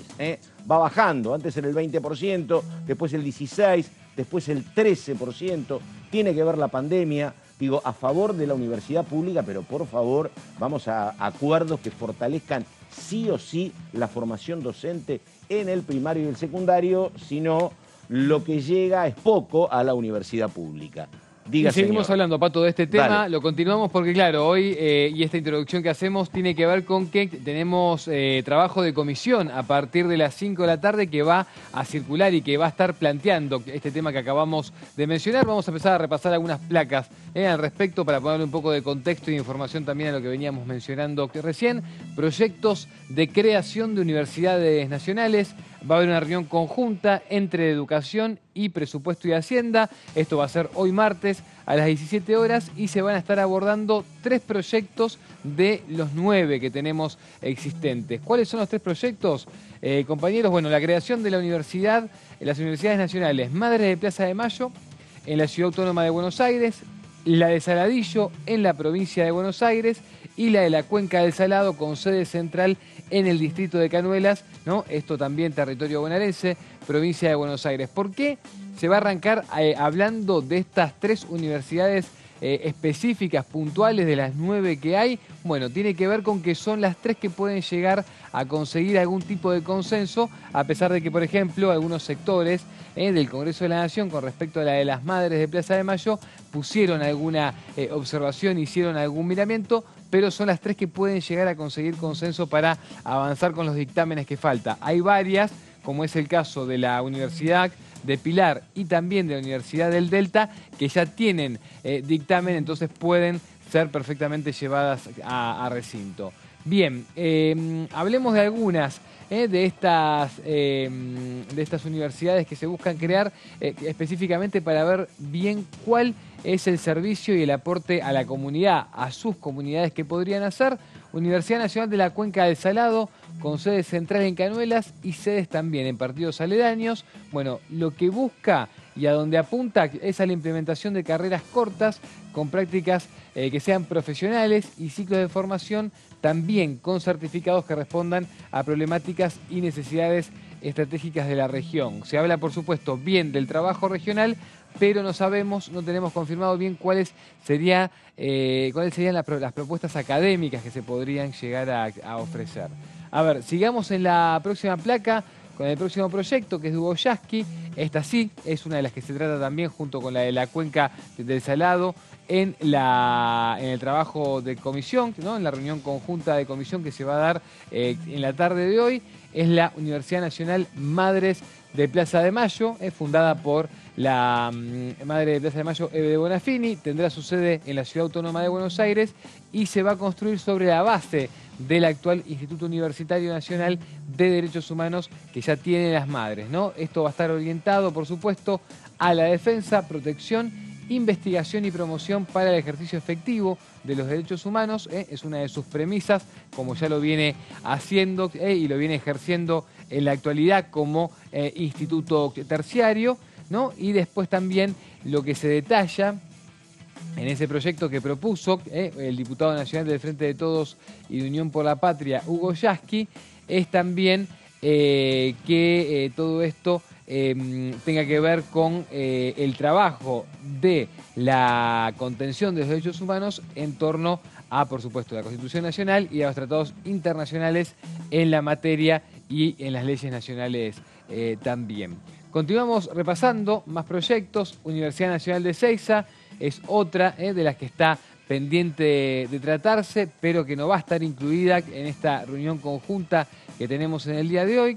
La autora es Victoria Tolosa Paz y lo que apunta específicamente la búsqueda de esta creación con respecto a lo que es la zona, a lo que es la región y a lo que es también el Aeropuerto Internacional de Ezeiza, que tiene que ver con llevar adelante y ofrecer carreras y acciones de extensión e investigación vinculadas al desarrollo aeroportuario, al tecnológico y humano. Perdóname, esto tiene que ver, me parece, tiene mucha similitud con lo que pasa con la Universidad del Delta o de San Fernando. Exacto, que básicamente tienen que ver con, una tiene que ver con el río, la otra tiene que ver con el aire, efectivamente. Exactamente, tiene que ver con cuestiones de producción y promoción de cosas muy específicas en términos geográficos. Además, ¿sabes qué? Me parece que es una competencia adecuada con el sector privado, porque son carreras más específicas, son carreras más técnicas, que no las conseguís en lugares públicos, con menos años, con salida laboral, efectivamente. Sí. Exacto, y sobre todo en una zona y en una región que promueve, ¿no? Justamente a lo que es la industria aeronáutica.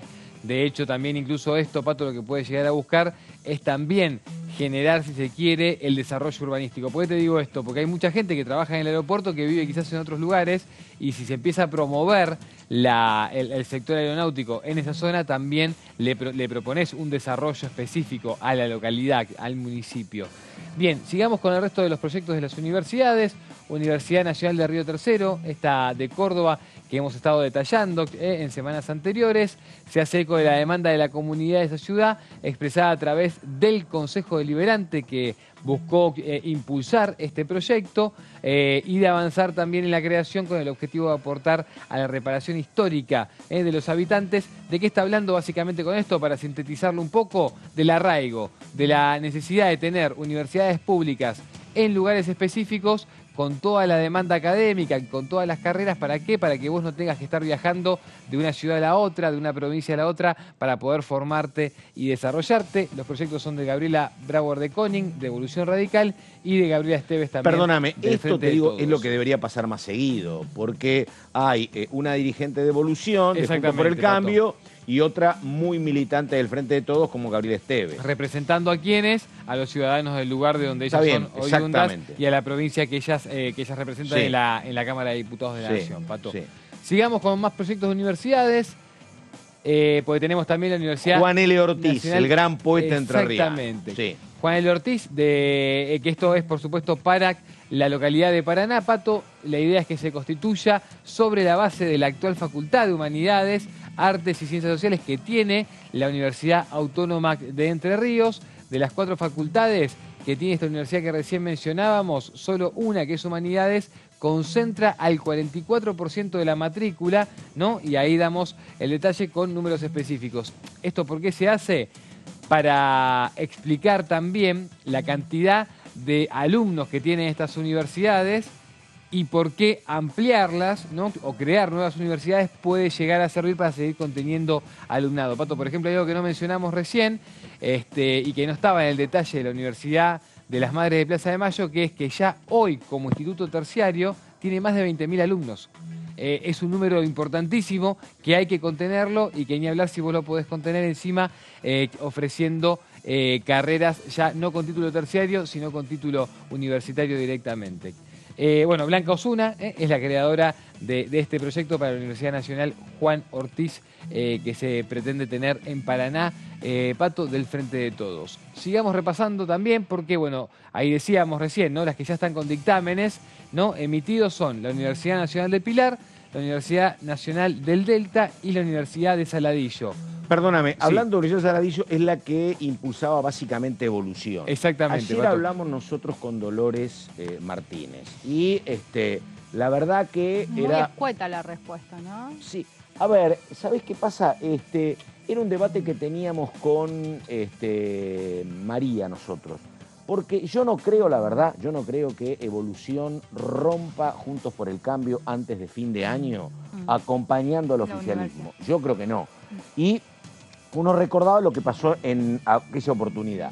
Bueno, pese a todos los líos que hay en Juntos por el Cambio, María me dice, bueno, pero a lo mejor es una forma de manifestar dentro de Juntos por el Cambio que están enojados. Y es cierto, porque a Evolución no le dieron nada, al caso de Martín Lustó, hay un debate, un montón de ámbitos de lo que va a ser el radicalismo y particularmente Evolución a partir de que ganó la interna Patricia Bullrich. Yo creo, que no va a romper por este tema Evolución, que no se va a sentar. Pero María me dice, bueno, a lo mejor una manera de decirle, che, no estamos tan de acuerdo con lo que está pasando, a lo mejor colaboramos. No la veo. Se verá. No la veo porque sabes que hoy vi el recorte de Dolores Martínez ¿sí? en DTV Noticias. Claro, está. Y me sorprendió porque no No, muy ¿viste? No. corta, muy escueta la respuesta. Pero por supuesto, muy... no va a pasar en el Congreso. me pareció lo que muy motivada con querer coincido con vos, no va a avanzar. pasar institucionalmente. Digo, antes tiene que haber, si hay alguna escisión o división en Juntos por el Cambio, que parecería comprensible, porque está todo en discusión, porque Elisa Carrió renunció a la candidatura al Parlasur, por un montón de temas. Yo creo que antes va a estar alguna división formal y después se va a trasladar al Congreso, me parece a mí. Pero bueno, por eso digo, porque justamente Jacobiti era el que impulsaba la Universidad de Saladillo. Pero ya no te acompañaron antes, que yo digo, yo también decía, los oficiales me decían, nos van a acompañar. No te acompañaron, menos antes de las elecciones. Y no creo ahora, me parece, pero bueno, digo esto porque Jacobiti impulsaba la Universidad de Saladillo. Exacto, bueno, y que es una de las que también hoy se va a estar charlando justamente en comisión, Pato, y se va a estar rebatiendo también junto con las otras dos que mencionábamos antes, de las Madres de Plaza de Mayo y también de la Universidad de la Cuenca del Salado, ¿no? Sigamos con las placas porque tenemos ahí justamente el detalle de esto que recién mencionábamos. La Universidad de Pilar, los autores fueron Ramiro Gutiérrez del Frente de Todos y Adriana Cáceres también de Juntos por el Cambio. Hay también un nexo entre el oficialismo. Terminó el mandato, me parece, y la oposición. Cáceres, Pato. sí, dale. Sí, aparte es un proyecto que ya tiene varios años. Sí. Y después seguimos detallando algunas placas más. A ver, orientación. Ahí está. Bueno, con respecto a la Universidad de Pilar, ¿no? Estamos hablando principalmente de las ciencias vinculadas a la tecnología, producción, el trabajo, la investigación con acento en aquellas temáticas asociadas a la biotecnología, biomecánica, ingeniería y robótica. Es una zona, la del norte del conurbano bonaerense, Pato, con mucho desarrollo industrial. La pucha, está todo, claro. ¿Entendés? Tenés las automotrices. Es toda la ruta 9 y la ruta 8. Tenés Toyota, tenés Ford, tenés las automotrices. Entonces, mucha alimenticia. Mucha alimenticia lechera, textil, construcciones. Sí, señor. Y después también, por supuesto, ya empezás ahí. Hotelería. A partir de lo que es ese recorrido, cuando vos empezás a salir del primer cordón ya del conurbano, también lo que tenés ahí muy cerquita que es, bueno, empezás a tener todo lo que tiene que ver con la producción rural. También, la agropecuaria. Entonces todo esto serviría básicamente para también fomentar la investigación y el desarrollo de esas áreas en la región, ¿no? En la región norte del conurbano bonaerense. Sigamos con las próximas placas, tenemos algunas más para detallar. La Universidad Nacional del Delta, proyecto por supuesto de Sergio Tomás Massa, actual ministro de Economía de la Nación y candidato de Unión por la Patria, dar respuesta a la necesidad de formación universitaria de vecinos de Tigre, Escobar y San Fernando. Claro, porque recordamos, siempre el Delta queda y quedó muy asociado a Tigre, pero Escobar y San Fernando también son dos distritos vecinos a Tigre, que tienen también islas y que tienen también delta, así que es para todo ese conjunto, para toda esa región. Estamos hablando de más de 1,5 millones de habitantes entre los 3 distritos, lo cual no es un dato menor para esa zona también del conurbano, del norte del conurbano bonaerense. Por supuesto, lo que busca es fomentar todo lo que tiene que ver con el desarrollo productivo de esa zona específica, con algunas carreras y algunos desarrollos en materia de tecnología vinculada a la flora y fauna del lugar, actividades navales, turismo, seguridad y también, por supuesto, cuidado del medio ambiente. Va a contar además con oferta de carreras con buenas salidas laboral. Eso es uno de los detalles que especifica el proyecto que hizo Sergio Massa. Sigamos, nos quedan ya las últimas placas. Y tiene que ver con esta universidad que mencionábamos recién, que es la Universidad Nacional de Saladillo, en la provincia de Buenos Aires. Ahí, como decías vos recién, Pato, el autor es Emiliano Jacobiti de Evolución Radical.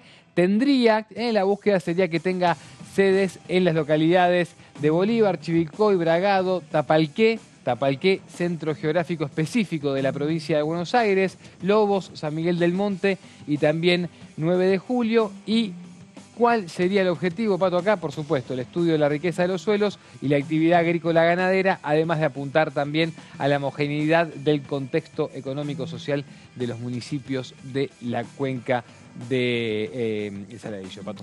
La verdad, yo suscribo todo, ¿no? Impecable.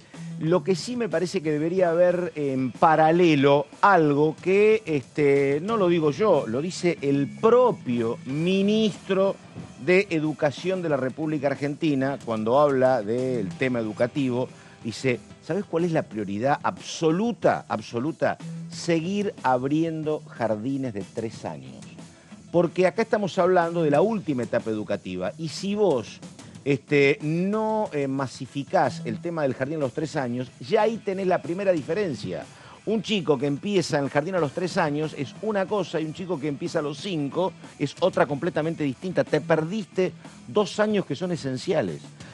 Obviamente que modificar esto en el ámbito educativo es más complejo porque la educación está provincializada. Entonces es más difícil impulsar esto desde una ley nacional. Pero estar mirando a la universidad, que me parece que está muy bien hacerlo, sin un ojo muy atento a lo que pasa con la primera infancia, es como cuando en el club, viste, no le das pelota a las inferiores. Bueno, dale pelota a las inferiores porque las inferiores te van a resolver el problema deportivo, las inferiores, y el tema económico porque te van a salir más baratos. Acá, la verdad, está muy bien el tema universitario, pero hay que prestarle mucha atención, repito, a la educación inicial y a la cuestión económica, porque el principal problema para que un chico aprenda o no aprenda es que esté bien alimentado.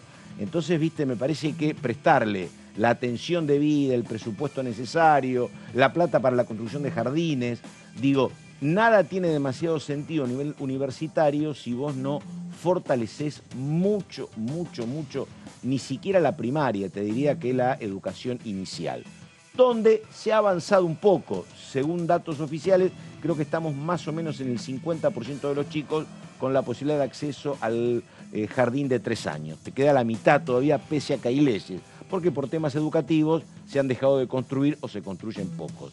Pero atendamos primero eso. Si vos tenés la base más sólida, después la cuestión universitaria va a ser un poco más masiva y un poco más sencilla. 11 de la mañana con 34 minutos. En un ratito, lo dicho, vamos a estar hablando del tema de la SUBE digital y vamos a estar hablando de lo que va a pasar a partir de la 1 de la tarde con la Comisión de Juicio Político, donde recordamos, están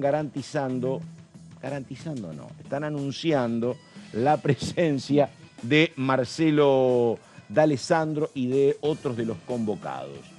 había como cierto escepticismo en el tono de la diputada Gailiar cuando estaba enojada, porque era una nota que hacían después de la segunda falta de los convocados. Me parece que esto se va a ir modificando. Bueno, en un ratito entonces estamos con eso.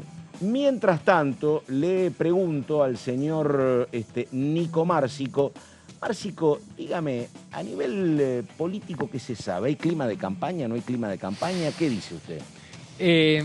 A ver, mira, decime. Porque te pregunto porque estuviste averiguando. Digo, está todo muy condicionado por lo económico. Eso es lo que me ¿Qué dedico pasa, a diario, Márcico? Por Pato. Decime la verdad. Hay momentos donde uno no sabe qué creer. ese es el problema. A ver. Hay unas ganas estuve bárbaras. Mirando encuestas, sí. Estuve mirando encuestas. Estoy mirando encuestas, ya salieron las primeras, ¿viste? Sí. Hay unas ganas bárbaras de que haya clima de campaña. Lo que no lo hay todavía es el clima específico. Coincido. Bueno, arranca la campaña ahora el 2, ¿no? A partir de la semana que viene. Oficial. En términos oficiales, de la INPE, sabemos que la campaña hace de un año y medio a esta parte no se cortó nunca. Pero me parece que en el masismo hay mirada positiva. Sí, hubo un encuentro este fin de semana, pero el tema es que se notan, dicen, si no nos acompaña el resto, vamos nosotros para adelante. Pero eso, Pato, está clarísimo. Como es una cuestión conjunta, ven, no sé si, a ver, ¿cuál es la palabra? Ven que hay poca participación, por decirlo de alguna manera, de los otros sectores, ¿no? Lo que me dijeron el viernes, que fue cuando se hizo la cumbre del Frente Renovador, que fue Frente Renovador más Guado de Pedro, ahí en Costanera Norte. Lo corrieron un poco. Lo corrieron un poco, ¿no? Pero Guado de Pedro. Sí. Yo pregunté y traté como de buscar ahí a ver si había alguna cosa que no estaba funcionando y me dijeron, no, mira, Nico, Guado está laburando perfecto, codo a codo con nosotros. ¿Qué me van a decir? Igual, no, yo me preguntaba. Yo, perdóname, yo tengo un tema, ¿no? ¿Lo corren o se corre? Porque hay un tema, la verdad, como jefe de campaña no había tenido ninguna aparición. Este es un tema, digo, vos sos el jefe de campaña, tenés que estar llamando una vez por semana y decir, vamos a hacer esto, vamos a ir por acá, ¿me entendés? Digo, estuve acá. La presencia es tuya, no del resto. Y también uno de los interesados, Pato, pero porque claro, encabeza la lista de senadores nacionales para la provincia de Buenos Aires. Exactamente. Digo, era como cuando se construía el tema de, que el otro día me decía alguien, como cuando se construía el tema de su propia candidatura, que la verdad no la entendía nadie la candidatura, porque no era un hombre que hubiese crecido en estos 4 años. Te decían, bueno, está bien, tiene el problema de la disfluencia. Bueno, pero no es que vos tenías una vez por mes alguna tribuna de doctrina de Guado de Pedro diciendo lo que hay que hacer con el país, u opinando sobre los temas calientes. No le conocían la voz. Entonces, bueno, era un tema difícil. Ahora pasa lo mismo. Sos el jefe de campaña. Bueno, digo, presencia. Lo que están diciendo, Pato, es así. Yo te voy a decir lo que me dijeron en términos así como oficiales, por decirlo de alguna manera, es lo que viene ahora es una campaña más masa. Sí, claro. Una campaña exclusivamente masa, mostrando su perfil, con la seguridad, con su capacidad de gestión, etcétera, etcétera. Y después cuando yo pregunté qué pasaba con Guado de Pedro, si lo estaban corriendo, si se corrió solo Guado de Pedro, si alguien de la campo le había pedido que se corra, lo que me dijeron es no, Guado está laburando a la par con nosotros de manera muy coordinada, de manera impecable. Lo que estamos haciendo nosotros es armar, junto con Guado de Pedro, una mesa colegiada con integrantes del Frente Renovador para potenciar la campaña. Sos un fenómeno, la verdad, mesa colegiada, me gusta. La voluntad que le pone... Cuando necesiten un vocero que me llamen. Sí, está. Te lo cuento lindo. Bueno. Y esa mesa interesante porque está Malena Galmarini. Y Malena, cuando se ocupa de ordenar, ordena. Bueno, a ver, presentación y hablamos enseguida con una diputada del oficialismo. A ver.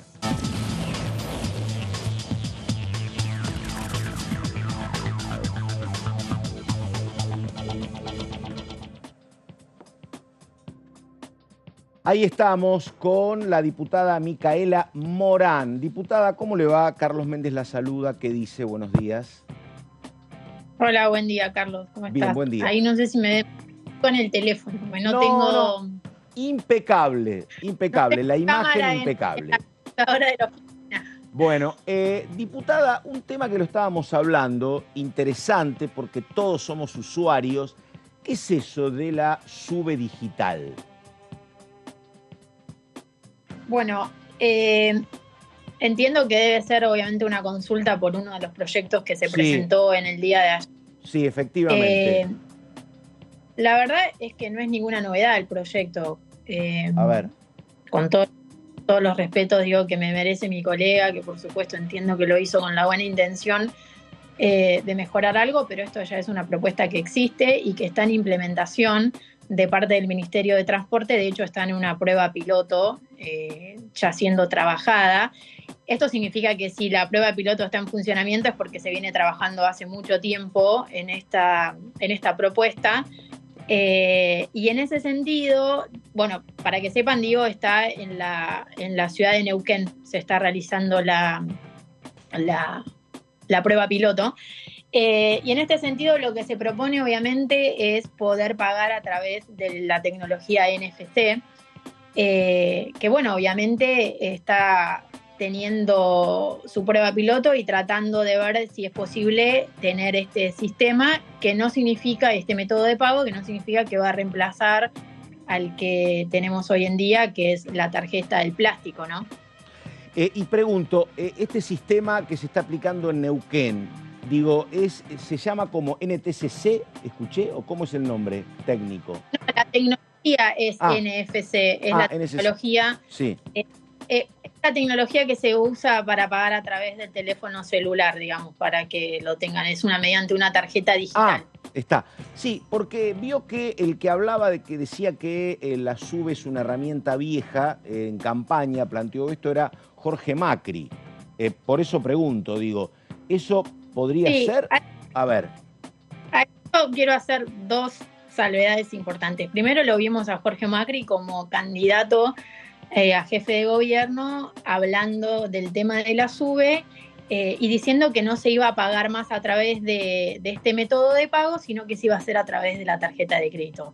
Bueno, ahí tenemos que plantear dos cosas.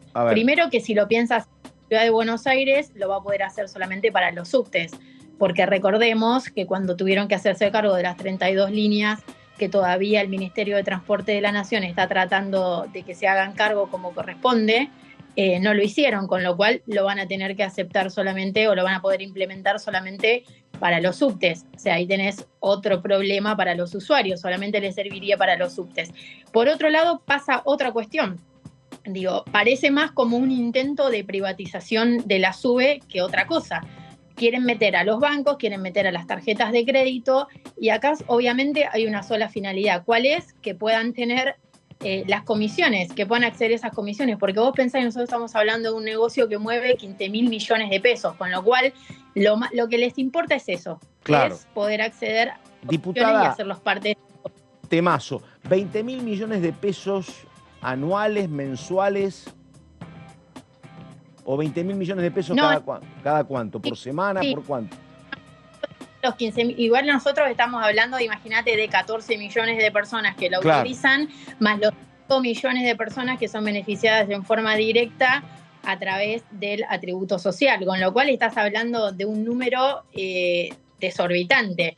Entonces, volviendo a eso que él tocaba el tema de que es obsoleta, la verdad yo no entiendo a qué se refiere cuando la SUBE además, primero partiendo de la base que no es solo un método de pago, o sea, la SUBE es un sistema, con lo cual otros servicios. Hay otros servicios importantísimos que se acaban de lanzar, que ya estaban funcionando, y ahí también está bueno hacer la referencia de que Jorge Macri dice que es obsoleto, pero cuando se le ofreció poder firmar un convenio para tener lo que se llama SUBE 911, no lo aceptaron. La SUBE 911 es un nuevo servicio que ofrecen, ¿y cuál es? La geolocalización, para que la unidad esté de esa forma identificada y frente a un accidente, a una emergencia, frente a una situación médica que resulte, una emergencia médica que resulte dentro de la unidad, se pueda responder muchísimo mejor y que esté, obviamente, no me sale la palabra, perdón, pero que esté, digamos, conectada con 911. Bueno, eso no lo aceptaron.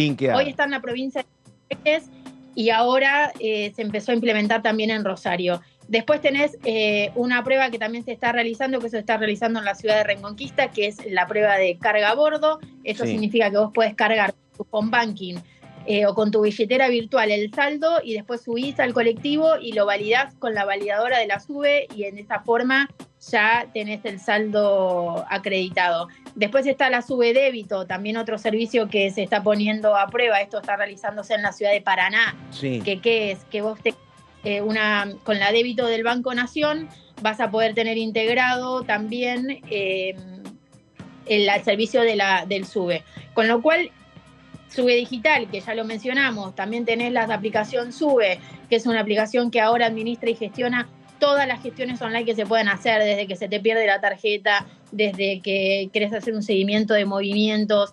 Bueno, la verdad que tiene un montón de ofrecimiento, entonces yo me parece que iría a buscar cuál es la verdadera intención, digamos, de lo que estaba queriendo hacer. Pero pregunto una cuestión.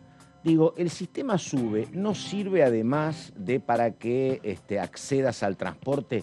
¿No es el único registro que tiene el Ministerio de Transportes para saber cuántos usuarios utilizaron esa unidad? Porque es el registro que hay para el pago de subsidios. Bueno, exactamente a eso iba. Por eso cuando mencionábamos que un método de pago es un sistema, con lo cual ahí vos tenés la administración y el acceso a toda la información, que en este caso está en manos del Estado. Yo me hago la pregunta de que piden la universalización de los pagos y que piden poder abrir las terminales. ¿Sabés lo que significaría que nosotros tengamos que cambiar este sistema? Que tengamos que abrir todas las terminales que tenemos, que eso significan 52 ciudades en todo el país que la tienen aplicada, más de 14 millones de personas que la utilizan, con lo cual tenés que cambiar absolutamente todo en trenes, colectivos y los buses. Trenes colectivos, me queda trenes, perdón, que no lo estaba mencionando. Sí. El sistema tiene la información del GPS, como hablábamos recién, para poder seguir los recorridos. Tiene la información, que no me quiero olvidar, pero tiene la información también del cuadro tarifario, tiene la información de los subsidios, tiene la información del atributo social. Nosotros de esa forma podemos identificar quién necesita el atributo social y quién no. Tiene también la información de los métodos de descuento. Vos sabés que cuando durante un lapso de tiempo, si tenés un segundo viaje, hay un descuento del 50%, claro. Viaje un descuento del 75%. Entonces, toda esa información sirve y la podemos aplicar y podemos ser más efectivos en el transporte y podemos ayudar a quien lo necesita gracias al sistema. Sí, pero por eso, diputada, usted conoce el tema transportes, trabajó ahí. Digo, suena más a una estrategia de campaña, ¿no? Porque, digo, tampoco te da el tema que está tan integrado para que haya una ciudad como Cava al margen del sistema de SUBE, me parece, ¿o no? ¿No es más, parece, una cuestión para generar un poco de ruido en la campaña que como una decisión futura a tomar?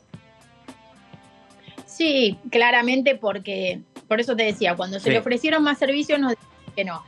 Con lo cual, evidentemente, beneficiar a los usuarios y actualizarlo no les interesa. Por otro lado, creo que tomándose de que en un momento hubo faltante del plástico, se toman de esa situación que fue particular. Obviamente en la época de la pandemia hubo un faltante del plástico, que eso después se pudo resolver con una empresa nacional que se radica en la ciudad de Rosario. Pero más allá de eso, creo que lo toman precisamente por eso. Y además, insisto, yo buscaría cuál es el fondo de esta cuestión y por qué lo están queriendo hacer, porque me suena más a una privatización de la SUBE que otra cosa. Quiero saber quién va a poder resolver también el tema de, el sistema es de información, como bien vos lo planteabas, pero también es de compensación a las empresas con el tema de los subsidios y con el tema del atributo social. Con lo cual hay mucho que ver ahí y estaría bueno que lo puedan plantear. Pero me parece que es un proyecto que está llegando tarde, es algo que ya existe. Diputada, ¿cómo está? Nicolás Márcico la saluda. Y le quería preguntar con respecto a, y aparte de este tema que recién comentaba, también qué propuestas o dónde cree que está el foco para lo que resta también, ¿no? de esta temporada, atravesada por supuesto por la elección presidencial 2023, pero de acá hasta el cierre de año, ¿cuáles son los proyectos específicos que se imagina que van a ser importantes? Pienso ley de blanqueo, ¿no? Como uno de los temas a debatirse. Universidades públicas, ¿dónde ponen el foco desde el Frente de Todos, también desde el Frente Renovador? Sí, bueno, justamente tocaste un tema importantísimo que es el tema de las universidades públicas, que ayer obviamente hubo un encuentro dentro de la Cámara. Bueno, yo me tuve que hacer, entre que estaba enferma yo y también estaba enfermo mi hijo, así que no pude asistir, lamentablemente me lo perdí.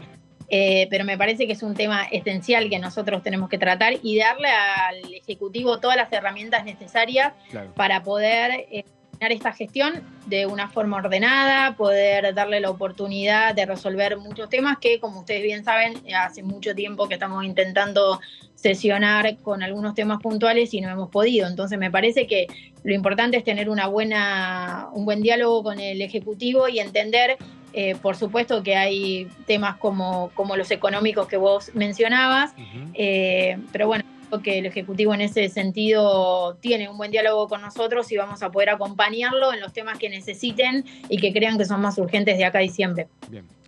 Ahí estamos. Bueno, la diputada Micaela Morán, Frente de Todos, y esto que se había armado un mini debate sobre el tema de la SUBE digital y las aclaraciones. Repetimos, diputada, perdóneme, la plata que se mueve, 20.000 millones de pesos habló, ¿no? Millones. Es un número. Bueno, ahí estamos. La diputada Micaela Morán. Diputada, muchísimas gracias. Buen día y hasta cualquier momento. Muchísimas gracias. Gracias a ustedes. Ahí estamos. Bueno, la diputada Micaela Morán, que trabajó en Transportes, que integra la Comisión de Transportes, y es un tema que va a volver a estar en escena, te diría que en 15 días, porque fue la cuestión más trabajosa, Benaim, que se saldó después de una discusión eterna, que era el subsidio para el transporte, donde los gobernadores en su momento y los diputados que responden a esos gobernadores dijeron, si no hay más plata para transporte, esto no avanza. Bueno, ahora está quieto, ¿no? El reclamo de los gobernadores con el tema de las transferencias que se hacen a los subsidios, que siempre vienen denunciando que AMBA recibe mucho más que el interior del país y donde los boletos son más caros, totalmente. En AMBA más baratos, y siempre está esa puja que se da justamente, seguramente, si te toca viajar, avanzará seguro el debate en el presupuesto. La verdad, ¿cómo es el servicio de colectivos de Río Grande? Privado. No, pero digo, también, pero porque acá te subís un colectivo, la verdad, el servicio colectivo acá de Buenos Aires es muy bueno. Que funciona, decís. Te subís donde querés y ¿cómo? No, porque digo, lo que tengo, yo voy seguido a Santa Fe. En Santa Fe tenés que demorar más, colectivos más llenos y en una condición, en un mantenimiento que no es el de acá. Claro. Acá, como el subsidio es tan importante, tenés para mucho colectivo y en buen estado. En las provincias, por eso le preguntaba a Río Grande, no Río Grande no. Río Grande ya se maneja en Uber, sin entonces contar no el negocio también de la publicidad en los colectivos. En Río Grande hay mucho auto particular. ¿Sí? Claro. Es mucho menor la porción de personas que utilizan el transporte público. Sí, porque tenés que estar 20 minutos esperando el colectivo en Río Grande en julio, viste, debe ser un poco complicado. No, ya por suerte alcanza para un auto, viste. Claro, pero hay transporte público, sí hay. Sí. Está bien. Sí, obvio. En las provincias, digo, pero la verdad lo que vos planteás es así. En las ciudades de la provincia de Buenos Aires, en las ciudades de cualquier provincia, y son de tarifas mucho más caras. Ahora estoy desactualizado, pero estarían en 100, 120 pesos. Un poquito más, capaz, exactamente, ¿no? cuando acá estás en 45, 50. Claro, con el aumento y todo, exacto. Efectivamente. 50 pesos con el aumento y todo, sí. Pero bueno, es un tema que yo no sé cómo se va a resolver, porque el año pasado tenías el anzuelo de que, bueno, el gobierno tenía que prepararse para su último año, necesitaba algún acuerdo. Estaba más está quieto hacia igual, poco. Está quieto el tema tarifas. Vos viste que, salvo en Senado, Cuader, que sigue insistiendo con las tarifas vinculadas. Bueno, lo que pasa es que estamos pagando tarifas altas, te digo. Ahora estamos pagando un aumento en luz y gas. Pero no llega a aparecerse ni ahí. Unas facturas de luz ¿Viste? y de gas. ¿Viste? 4, multiplicaban por 4. Tremendo. ¿Viste? Sí, pero no llega ni a compararse ni ahí con lo que se paga en el interior. Claro, exactamente, coincido con vos, claro, porque lo que vos está planteás... mal acostumbrado el porteño acá, Marci. Puede ser. No, porque vos das un dato agregado que es interesante. Igual también pones mucho con lo que son los insumos y lo que sale el morfi, porque digo, así como tenés tarifa barata, después también... Acá tenés que también comer, generalmente tenés que comer afuera y podés volver. Exacto. Pero lo que vos decís es cierto, la diferencia es no solo que pagás el boleto del colectivo más caro, también pagás la luz y pagás el gas más caro, efectivamente. Sí, totalmente. Sí. Pero está quieto, los gobernadores están tranqui, viste que no están, la liga no sale a... Lo que pasa es que me parece que son, que son tiempos, como... ¿viste? Y este es un tema porque empiezan a discutir el presupuesto el 15 de septiembre y van a estar en el centro de la campaña para octubre, va a faltar un mes para octubre, 5 semanas, y ni te cuento si hay que esperar hasta el 19 de noviembre, que es la segunda vuelta. Donde, a ver, había arrancado yo la pregunta. Para ese momento, digo, para el debate del presupuesto, ¿renunciará Massa o qué? Mira la cosa que pregunto Luz. No, porque Marte, Pato, que vos no viniste ayer, pero yo vine. Ella tomó Massa tomó el compromiso de que hasta el 10 de diciembre él es ministro. Porque va a tener que venir a defender el presupuesto acá también. Es histórico, es histórico ver que un candidato a presidente venga como el ministro de Economía. Porque hay muchos recursos, Benaín. Claro. Hay muchos recursos. Sí. Vos estás contento con el bono. Mirá, te brillan los ojitos con el bono. Qué mala que... Bueno, nos preguntamos si nos toca algo, ¿no? De todo lo que exactamente. Nos tenemos que ir despidiendo. Enseguida empieza el señor Horacio Embón. Verónica Benaín, muchas gracias. Gracias a vos. Les recuerdo que está empezando a la 1 la Comisión de Juicio Político. El señor es Nicolás Márcico. Un placer, Pato Velo, gracias. Igualmente. Bueno, nada más. Gracias. Buenos días.